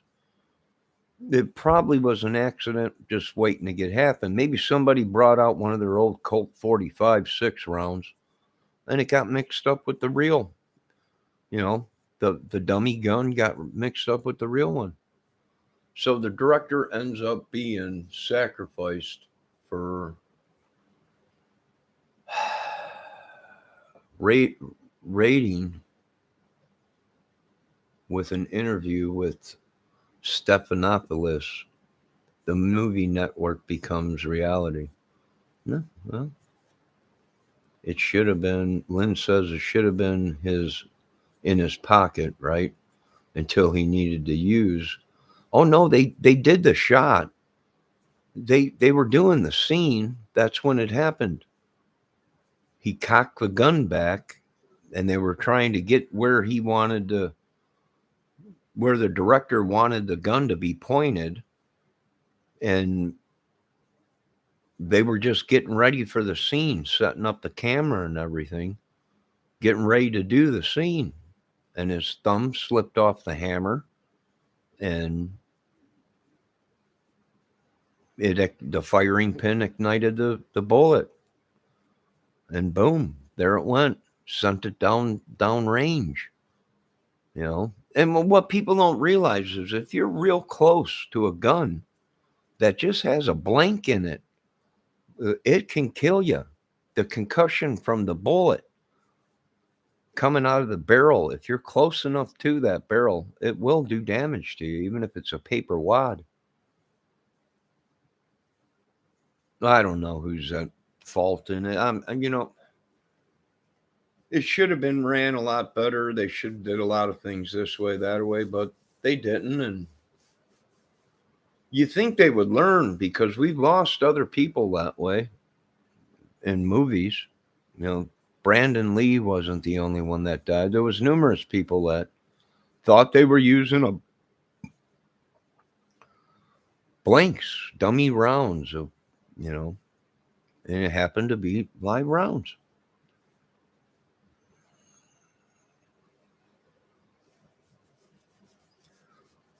And it might not even have been the armor guy because it's so hard to tell a blank from a live round. Usually they're marked, but like I said, when they get mixed up, when a blank gets mixed up with a live round, box of live rounds, you don't know if you got a live round or a dummy round.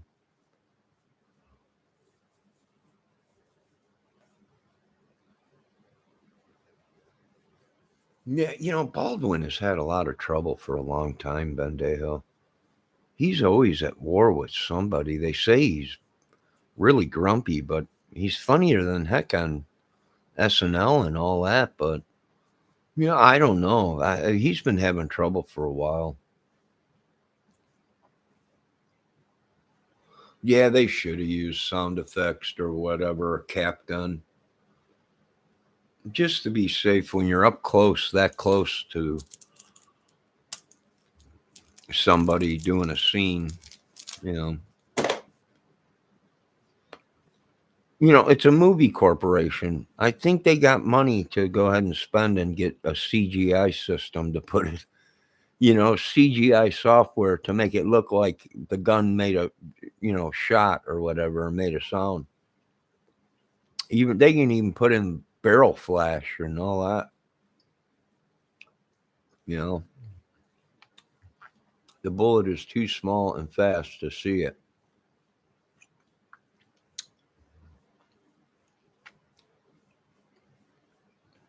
He's not a well-liked person, no. I don't know why, but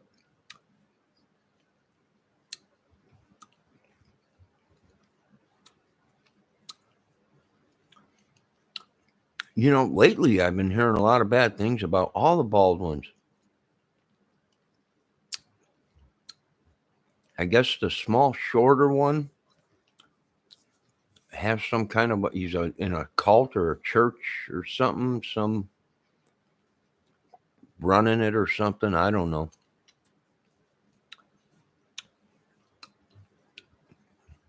I don't know. I think there's like 3 or 4 brothers or something. They're all brothers.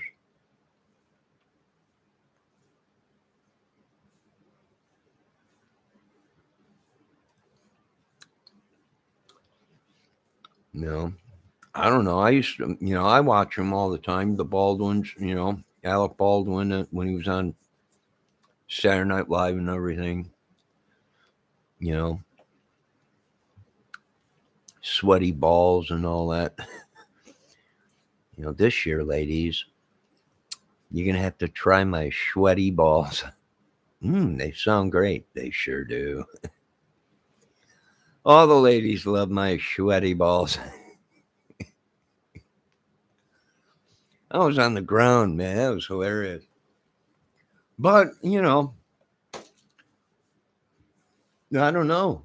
It's hard to say. Or what are they trying to say? Are they trying to say he deliberately killed these people? Well, in order to deliberately kill these people, there has to be a reason. Is he a hired secret hitman or something?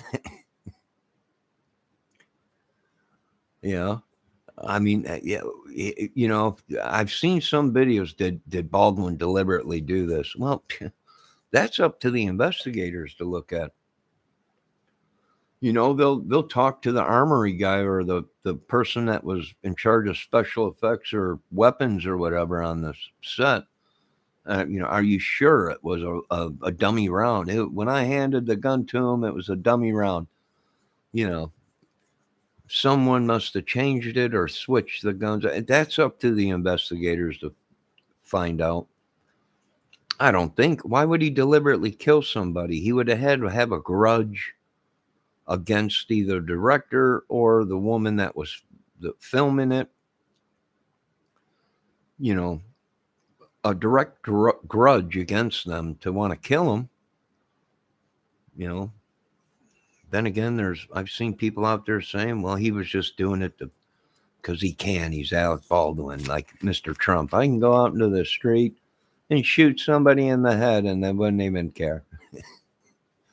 I wouldn't even be charged. Good God, this guy's going to be our president?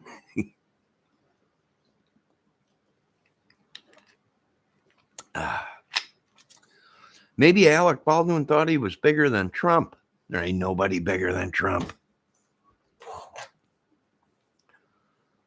People can't get away with what Trump gets away with. Oh, I got someone new in, Diane Preston. Or Dina. Is it Dina or Diane? I got to get my glasses on if I'm going to look that far. And Dan Baldwin. Don't forget about Daniel. Oh, Danny boy, Danny boy. The pipes are calling.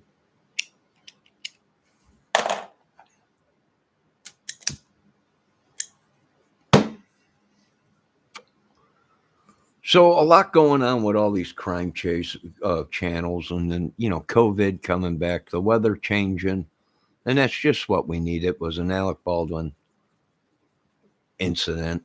I mean, can it get any worse? I don't think so. Probably, but who am I? Yeah, I'm nobody.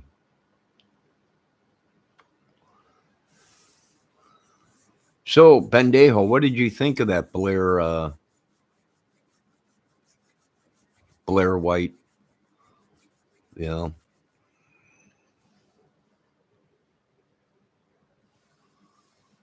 With Joe. I'll tell you what. I'm going to be honest with you. I'm going to be honest with the world. If Blair White was born a woman, excuse me, she'd be hot. And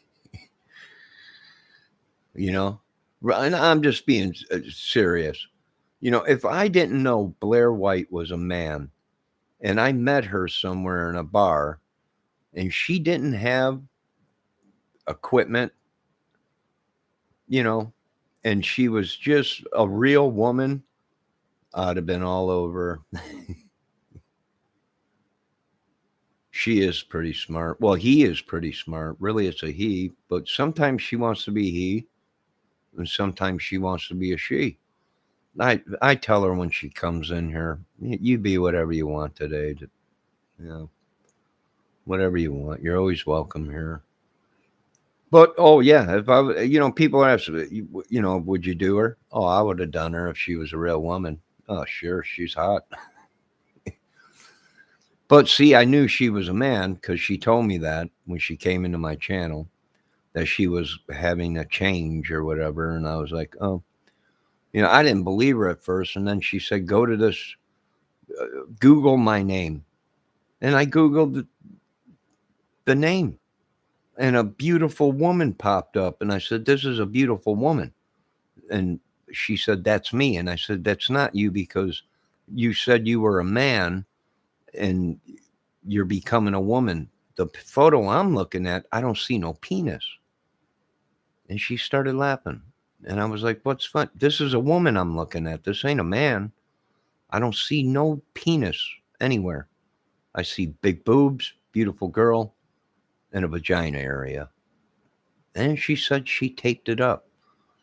I said, no, impossible. And then she told me to look at another thing, and I did. And it did say in there that she's a man and she wants to become a woman and she has a penis. And that's when I started kind of had that gag reflex of, oh my God. In all due respect, for a straight man, it ain't, you get kind of, that flipped me out. I didn't flip out or anything or get mad or anything or say anything bad. I just kind of, a little bit. I'm like, no, I'm looking at a man, but it looks like a woman. This is too much for me. This is way too much. But it turns out he or she is a nice person. And I think she's a mod on my channel, or he's a mod on my channel, or whatever she wants to be that day, or he wants to be that day, is a mod on my channel.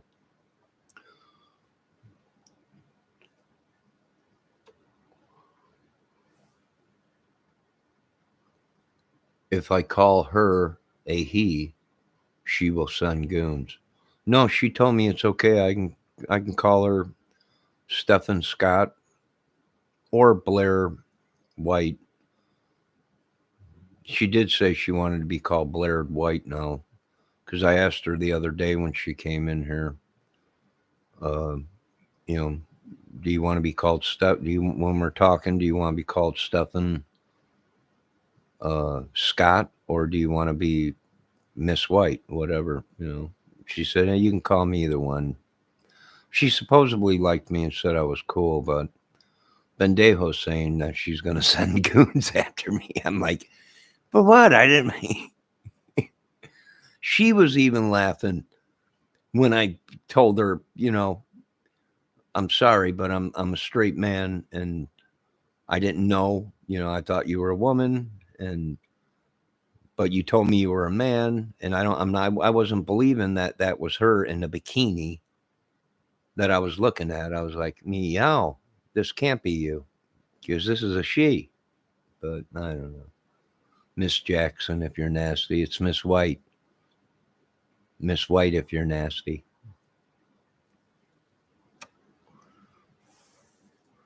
Good God, now I got to worry about Miss White sending me goons.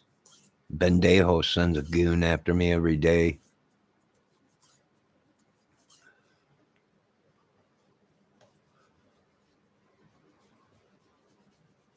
Okay, folks, it's 3:30 in the morning. I think I'm done.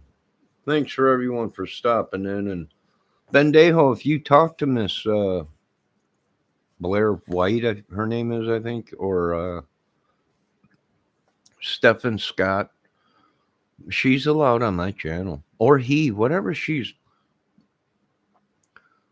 I'm always polite.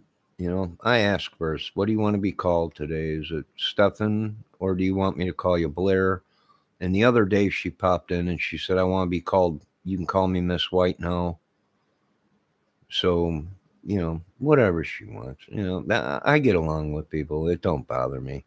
But for the record, I am a straight man. I do like the vagina. No way around it. Vagina and breast man, and I don't do that. And I shouldn't get any repercussions for not being a gay man. I like vagina. I don't know. I've been raised and born on it. That's just me. I'm sorry. I don't know. And I'm not trying to offend any women or anybody in my channel, but I don't think I should be ridiculed for saying I'm a straight man and I like vagina. I don't think it's right that I'm accused or ridiculed or anything for it. People say they're gay. All right, you're gay. I wish you'd change, but if you're going to be gay, you're going to be gay. I'm not going to kill anybody over it. Ain't my job. Good night, Len. Good night, Bendejo. Good night, anybody else that comes in. If you live out east, the storms are heading your way. They're heading north, northeast. So, and there's been reports of tornadoes. There was a tornado in Illinois, and the winds picked up here real bad. Rain, lightning, and hey, it's December. Who knew? Who knew? So you people out east, be safe. Up north, be safe. Up Michigan, be safe. Everywhere, Wisconsin. All them places, be safe. Oh God! Oh my God!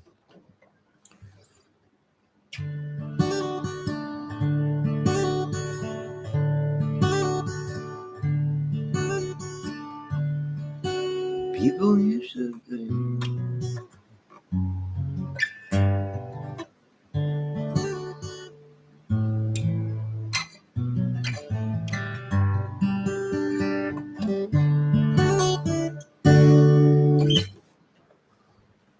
Trying not to dream about Stephen Blair. No, I'm not. But I did have a dream about a lady I watch on YouTube, and it was unbelievable. And it was weird. It was weird. It was weird at first, but then it became, and I can't tell you her name, but I actually had a dream, and it was unbelievable. I was like, wait a minute, where did you come from? I know you from somewhere. And she was doing something, and she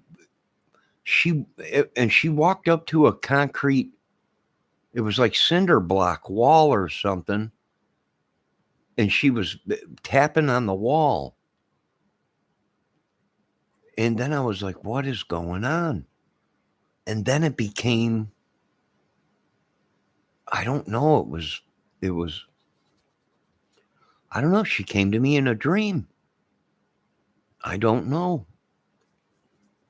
And no, it wasn't Stephen Blair, or it wasn't Stephen Scott or Blair White. It was a lady I subbed to,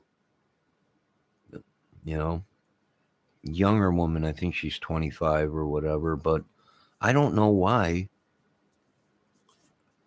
I don't know why. It was a weird dream. It was like we were in the basement somewhere, and I followed her down into the basement, and she walked up to like a cinder block wall or something, and she was putting her hand in, and I was asking her, what's wrong? What's going on? And she was smiling at me and everything, and the next thing I know, she came walking up to me, and then the next thing I know, I don't know, we were hot and heavy into it, and I was like, oh my God, who is this incredible woman? And then I remember, wait a minute, you're YouTube girl. Oh my God. And then I woke up. It was unreal. I was like, wait a minute, what the heck is going on? So you can't watch these YouTube channels too long. Next thing you know, you start having dreams about these women. I was like, wait a minute. It was freaky at first. It was like, I don't know. It was like I'm watching these crime channels, but I also watch these other channels of women that do things, whatever it may be, And I was like, wait a minute, who? And then boom, I was like, oh my God, you're the woman from YouTube that I sub to and watch. You're beautiful. What are you doing here? And I tried figuring out what was the cinder block wall. What was the room down in I was like, what is going on? It was a freaky dream. It really was. It was sexual too, but it was sensual, but it was freaky at first. I'm like, wait, where are you going? And it was like she went down into this room. It was a cinder block wall or a basement or something. It was weird. But then it was sensual, and I was like, what is going on? I couldn't figure it out. I like the Daniel E. chick that Doug started going off on that one night. Danny Ely? What's her name? What happened? I wasn't there that night, Bendejo. What happened?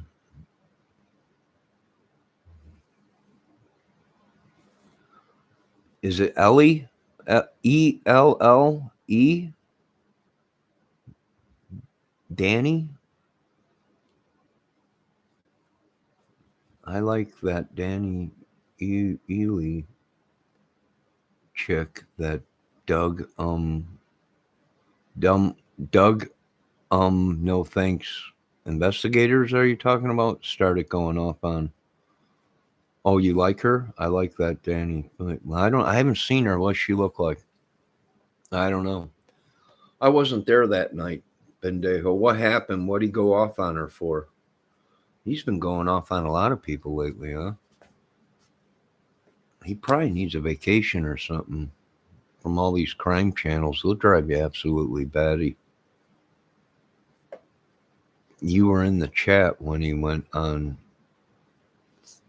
on something, and she was on panel. Oh, he was on something? I don't know. He might have been. I don't know.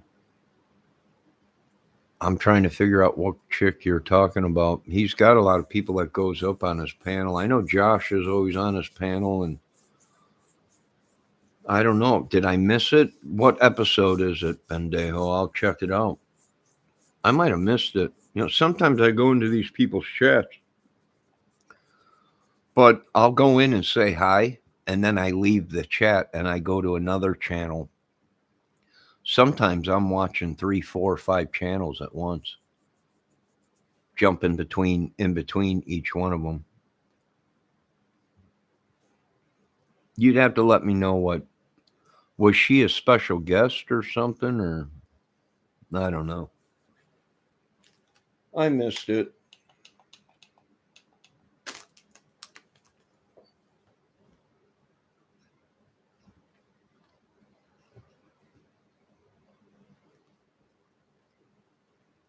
Ah.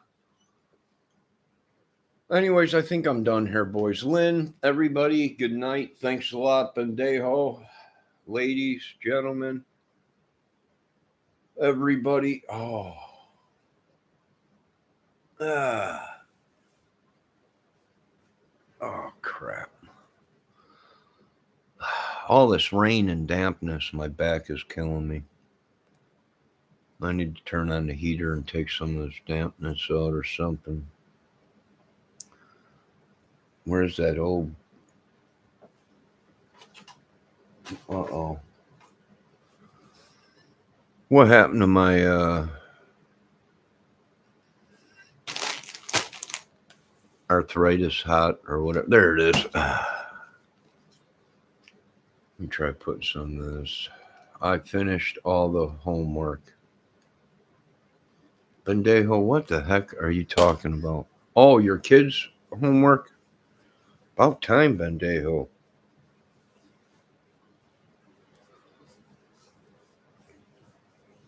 Probably took you forever. These dang kids today are smart.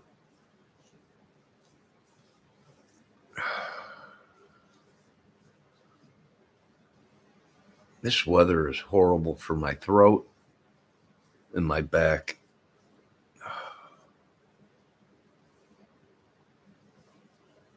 I gotta stop eating all this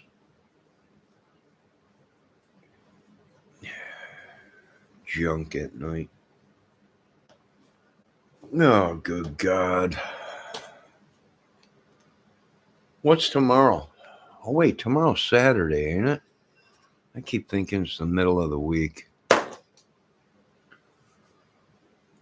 Oh, good God. Prom king.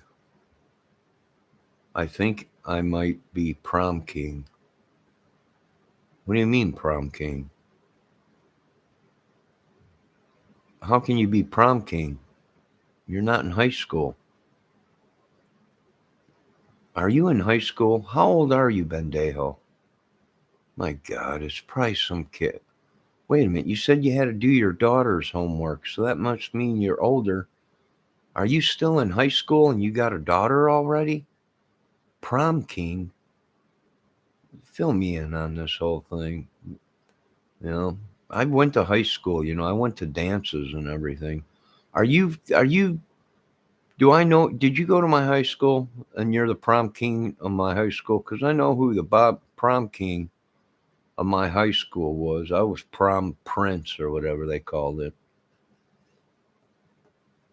There was a prom king and a prince. And one year I was prince, formerly known as Johnny Kramer. And they gave me a hat.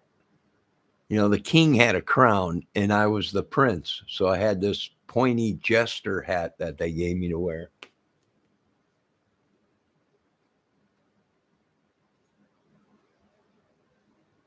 You got Miss Molly. You got Miss Molly. So hard to see. When you got me rock and rolling, I can hear your mama sing. I said, a shake, baby, shake it. A shake, baby, shake it. Woo, Jerry Lee, baby. Shake, baby, shake it. Whole lot of shaking going on.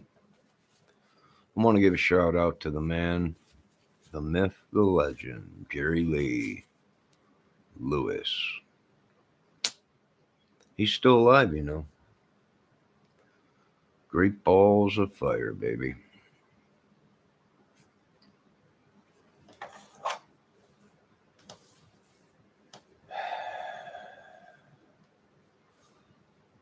Bendejo, I'm glad you're going and you're going to be prom king. Have a good night. Be safe. Don't drink too much. And have fun. Yeah. All right, you guys. I think I'm done. I'm getting tired. I'm going to watch a little bit more YouTube and pass out. I'm telling you, this YouTube is really bad. It's consumed my whole life. Before it used to be wake up, coffee, turn the TV on to catch the news, and get up and get out and start my day or do whatever, or turn the music on and have music playing or whatever. But now it's first thing I do, I wake up, coffee, and turn the computer on, and I don't know. Yeah, Jerry Lee Lewis, man. Yeah, he's still rocking and rolling. He sure is.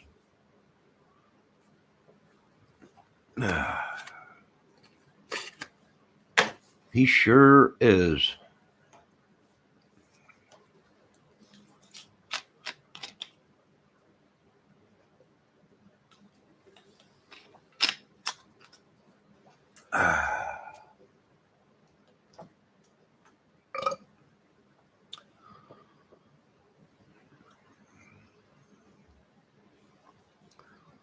Yeah, I think I seen something on YouTube where he turned his house into a museum here pretty soon, where you can go and see Jerry Lee, uh, his house, which like he turned into a small museum, and you could take a tour through it or whatever. Yeah, he's still alive. He's still pounding on the keys, man.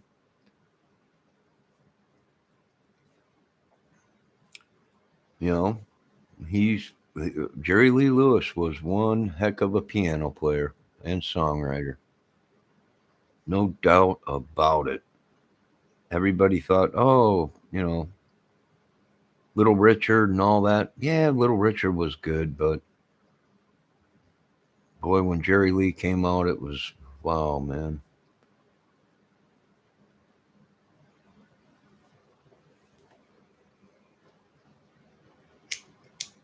I don't know about that, Bendejo.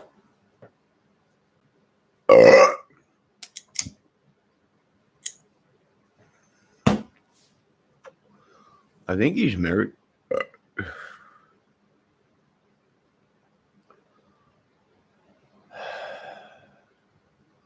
That'd be a place to go see. If I didn't live so far away, I'd probably go see Thy God Almighty's tomb or house first, Jesus's place. But I live too far away, so I won't stop at I'll go on out to Graceland and check out Elvis's place. And maybe Jerry Lee's. Oh, what a thrill.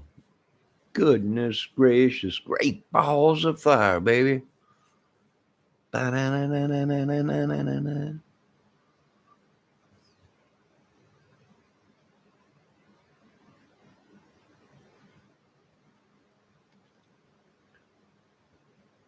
Gene Vincent, yeah.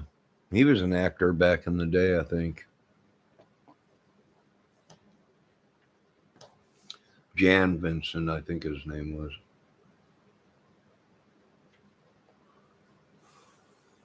I believe his name was Jan Vincent, the actor.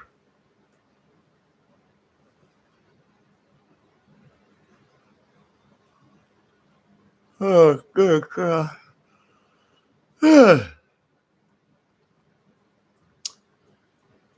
Oh, boy. Bendejo, are you Stephen Scott or Miss Blair? Bendejo. I'm just wondering. I get a lot of people in here. I can't keep track of some of these people. Bebop a loobop.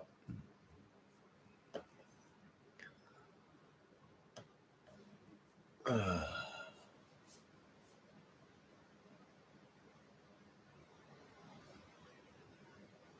God. Yeah. It's 4 o'clock in the morning. I got to get some sleep. I'm falling asleep here pretty soon. Folks, everybody, be safe. Bendejo. Bebopaloo.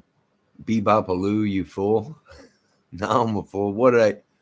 Now what, Bendejo? I hope you're not sending more goons after me. God, I can't do nothing anymore. Bendejo saying Blair White's going to send her goons after me. And then I got Bendejo sending goons after me. I only know one person that talks about goons. Bendejo might be related to me. He might be related to me.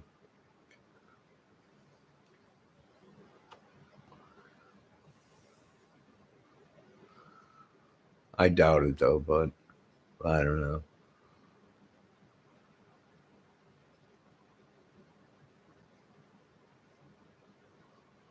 But all right, I got to get some sleep. Starting to get tired. Now, you folks be safe out there. Keep an eye on your kids, your family, and all that. Oh, God. I hope people are safe. I heard it.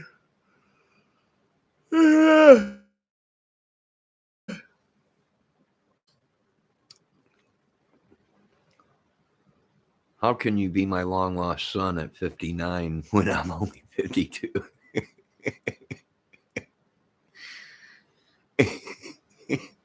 I'm your long lost 59-year-old son. Yeah, that'd be cool, but I'm only 52. So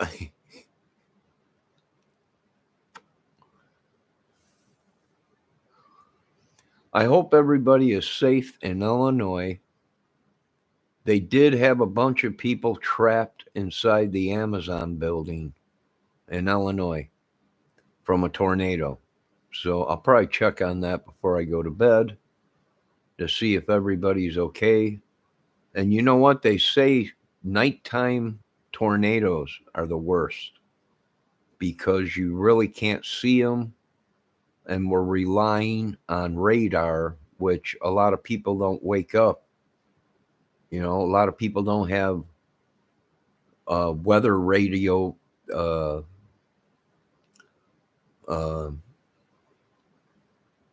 radios, you know, like I do, that goes off like an alarm or something if there's storms. So they say that nighttime ones are more deadlier and they are more bigger and more powerful than a daytime one. I don't know. There could be some truth to it. All right, I gotta go. Oh, wait, Bendejo posted again, and I want my share of the Kramer guitar money. Yeah, you ain't the only one, but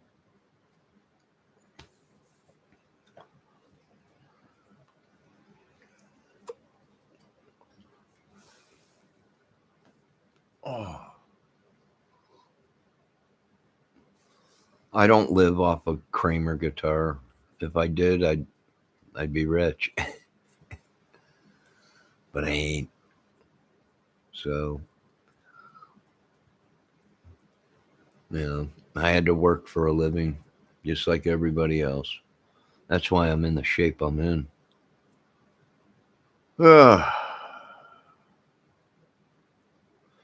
I would like to get inside Gibson and Kramer. Well, just Kramer guitars, and I got some ideas. You know, I know what they're gonna say. Are you kidding me?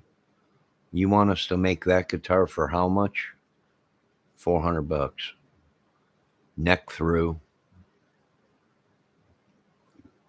Kramer Beretta with a Sustainiac in it, Floyd Rose, neck through with a hockey puck headstock and some radical paint jobs. And I want to do some more natural wood, like quilted tops,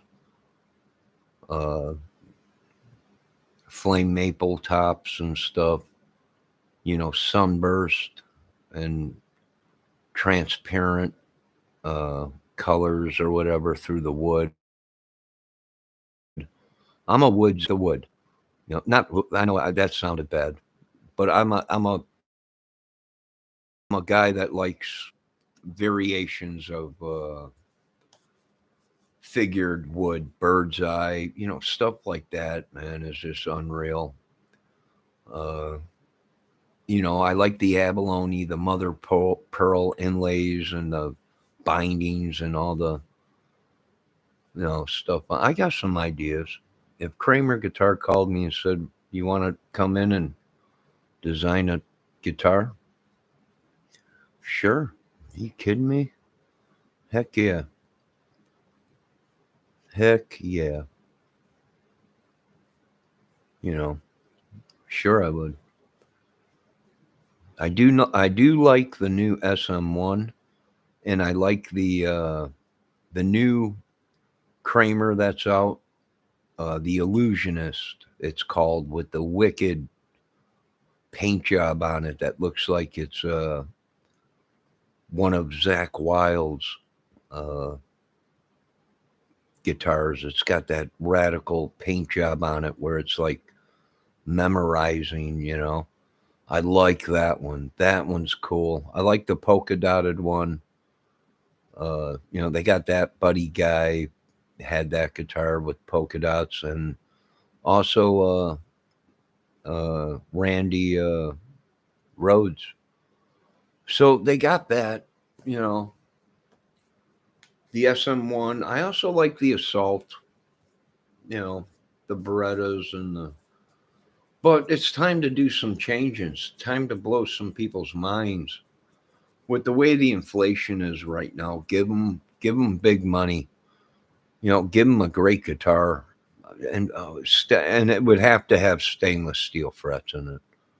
And I know what they're going to say. You want a neck through Beretta with a hockey puck stick on it, headstock, Floyd Rose, a Sustainiac, a neck through, uh, you know, uh, you want all this stuff for $400. Oh, and stainless steel frets. I forgot about that.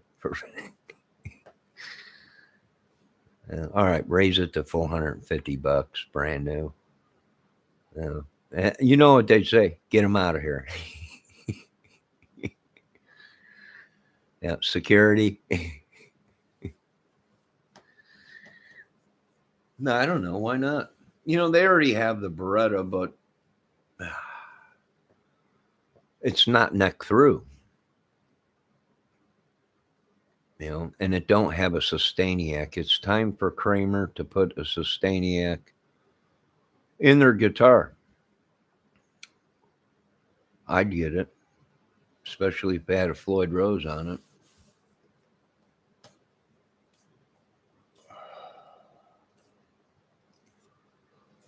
I don't know. The only Kramer I got is right there, that Kramer Custom Les Paul. That's the only Kramer I got left. I don't know how many I had. I had a lot. I had a whole bunch of Kramer guitars. I even had the Eddie Van Halen 5150 striped Kramer with the hockey puck headstock on it. But that wasn't a real one. That was somebody that did it themselves. It was like a whole. I don't think it was a real Kramer 5150 Frankenstein. I think it was a reproduction or something, but I had one. Played all right. The Doobie guitar.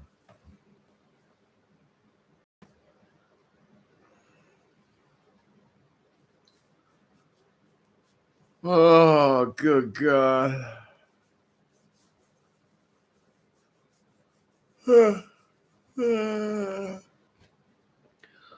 No, if they call me and want me to come back in, they pull me out of retirement and bring me back in to design a Kramer guitar, I'll do it right for as cheap as we could do it. But it's going to have stainless steel frets in it. Got to have stainless steel frets. Got to have neck through. It's got to be all that for cheap. And people will buy it up like crazy. You give them good product for cheap. What are they going to do? Go, would they rather spend $5,000 for a Gibson or $450 on a real nice? I don't know. Who knows? I don't know. Would I work with Kramer? Yeah, I would work with Kramer. How could I not? I bought of so many guitars.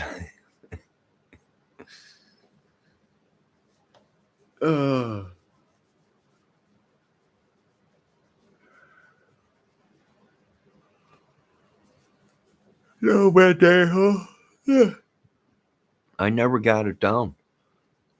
I keep jumping from song to song. Bendejo, I start learning one song. I get certain parts to it, and I start figuring it out. And the next thing I know, I'm watching YouTube, and then I see another song I want to play, and then I start working on that. And before, I was focused, and I was able to concentrate and learn one song at a time all the way through, record it on video, and then put it out and start working on another one. But I don't know what happened. Lately, I just been jumping all over the place. And I'm working on like 50 songs right now.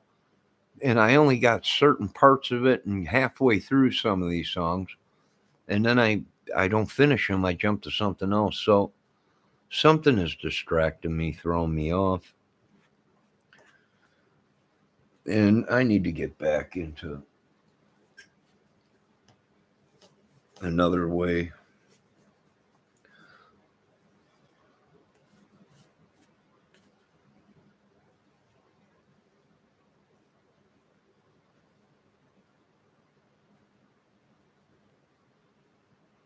Oh, yeah.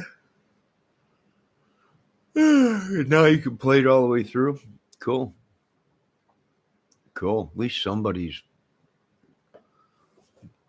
able to play it all the way through. I gotta stop working on so many songs at one time and just focus on one song at a time.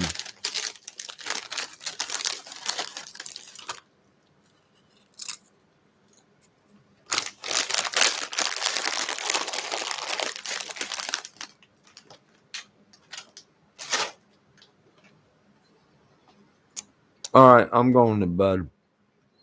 You guys be safe. I got to check on YouTube to see if they got them people out of the Amazon building in Illinois. I heard the Amazon building got hit in Illinois and there was people trapped in it or something like that. I'm not sure. I might be thinking that and actually sleeping right now as I'm sitting here talking to you people. I don't know. I'm kind of freaked out about the dream I had about a woman that I subscribe to, and that dream was weird. It was good. It was real good at the end. I was like, meow. But the beginning of it was weird.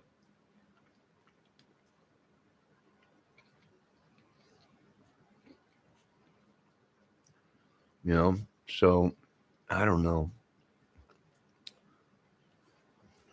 She just came walking up, her tiny little self just came walking up, and I was like, wait, I know you from somewhere. And it was like she just started walking, and I was following behind her, and she was looking at me and smiling, and something, a cinder block wall or something. It was a basement or something. And I was like, are you okay? What's going on? I was following her. And then she stopped, and she turned around and put her hand on the wall and was hitting the wall. And I turned around and I said something to her. Are you okay? Or is something wrong? What? I know you from somewhere. And then she turned around and came walking up to me, and we started kissing, and I'm like, whoa. And then I opened my eyes, and I'm like, wait a minute, I know you. You're that YouTube girl.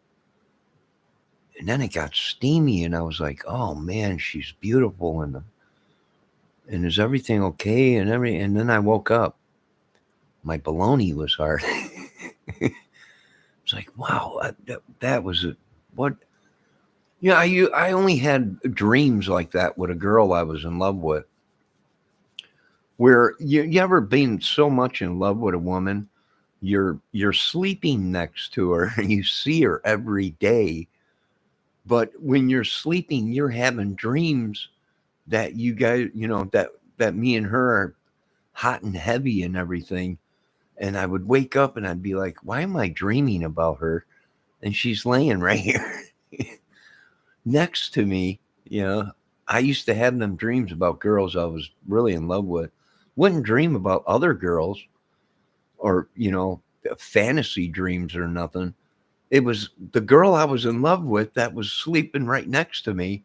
Here I am in my dreams, and I'm having dreams about us, doing the naughty or whatever. And I'd wake up and be like, why am I dreaming about this woman when she's right here next to me? It was like one of them dreams. I woke up and I was like, what the heck is going on? It was a weird dream. I hope she's okay. Matter of fact, she hasn't put a post out in a couple weeks, and now I'm going to have to check and comment on one of her old videos and ask her if she's okay, because she hasn't put out a video in a while. For one, she's way too young for me. She's only 20-something, 25 or something, or I don't know how old, but I don't know. It was weird. I was like, I couldn't figure it out. I was like, why am I dreaming about this girl? I don't know her or nothing, but she appeared to me in a dream. And it was freaky at first, spooky. I thought maybe she was telling me, I thought maybe she was a ghost or deceased or something. But once I figured out that it was her, I was like, you're not dead, you're alive. I watch you on YouTube. But it was a freaky dream. It was freaky. Scary at first, but sensual at the end. I was like, oh my God, I was like butter in her hands. I was like, oh my God. And then poof, I woke up. I was like, oh man, it was just getting good. It was just getting good.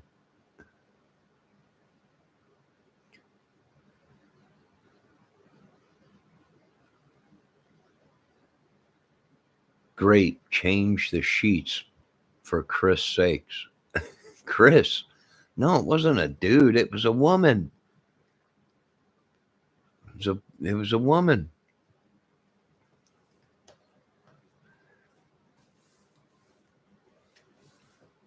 Yeah, I hate them dreams. You just getting really. I was like, I'm going to marry this chick. And that was in my dream. I mean, whatever she was doing, I was just butter in her hands, man.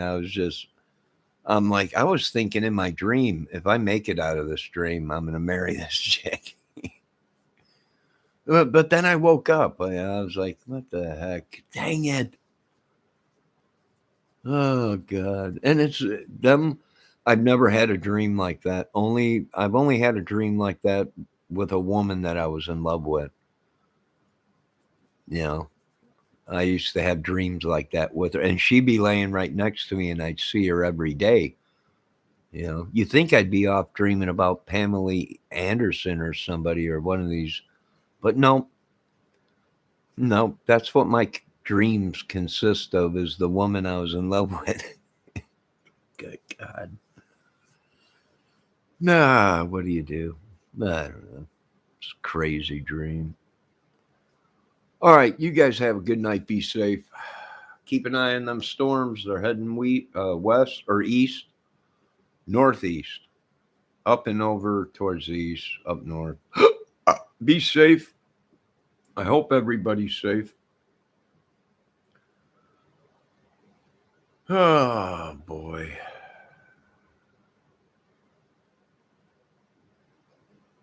I got to stop watching these YouTube ladies having dreams about her. Now, you guys have a safe night.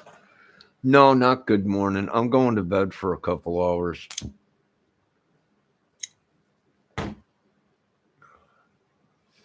I got to at least get 4 or 5 hours sleep, or I will be a dragging butt all day tomorrow. No energy or nothing, so I got to get some sleep, 4 or 5 hours. Maybe I'll get up about 9:30, 10 o'clock or so. Maybe I can sleep in. What's tomorrow, Saturday? Is tomorrow Saturday? Or today's Saturday? Let me check. Yeah, today's Saturday, so I can't sleep past noon because 12 o'clock out here, the tornado siren goes off every Saturday at noon. So I won't be able to sleep past 12. So if I get 4 hours, 5 hours, I'll be good. Now, you folks be safe. God, thanks for another day. Oh.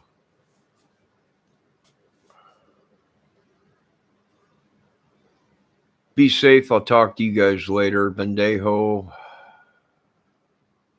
Lynn. Is it Diana or Dina? Peters or Preston? All you guys. Rachel Knight. Everybody, thanks for stopping in. If you're a beautiful, single, of-age woman, send me an email. I am single. I'm not dating anybody yet. Although I wish, that's my problem. It's time for me to find a woman. I'm dreaming about YouTube women. It's unbelievable. I need help.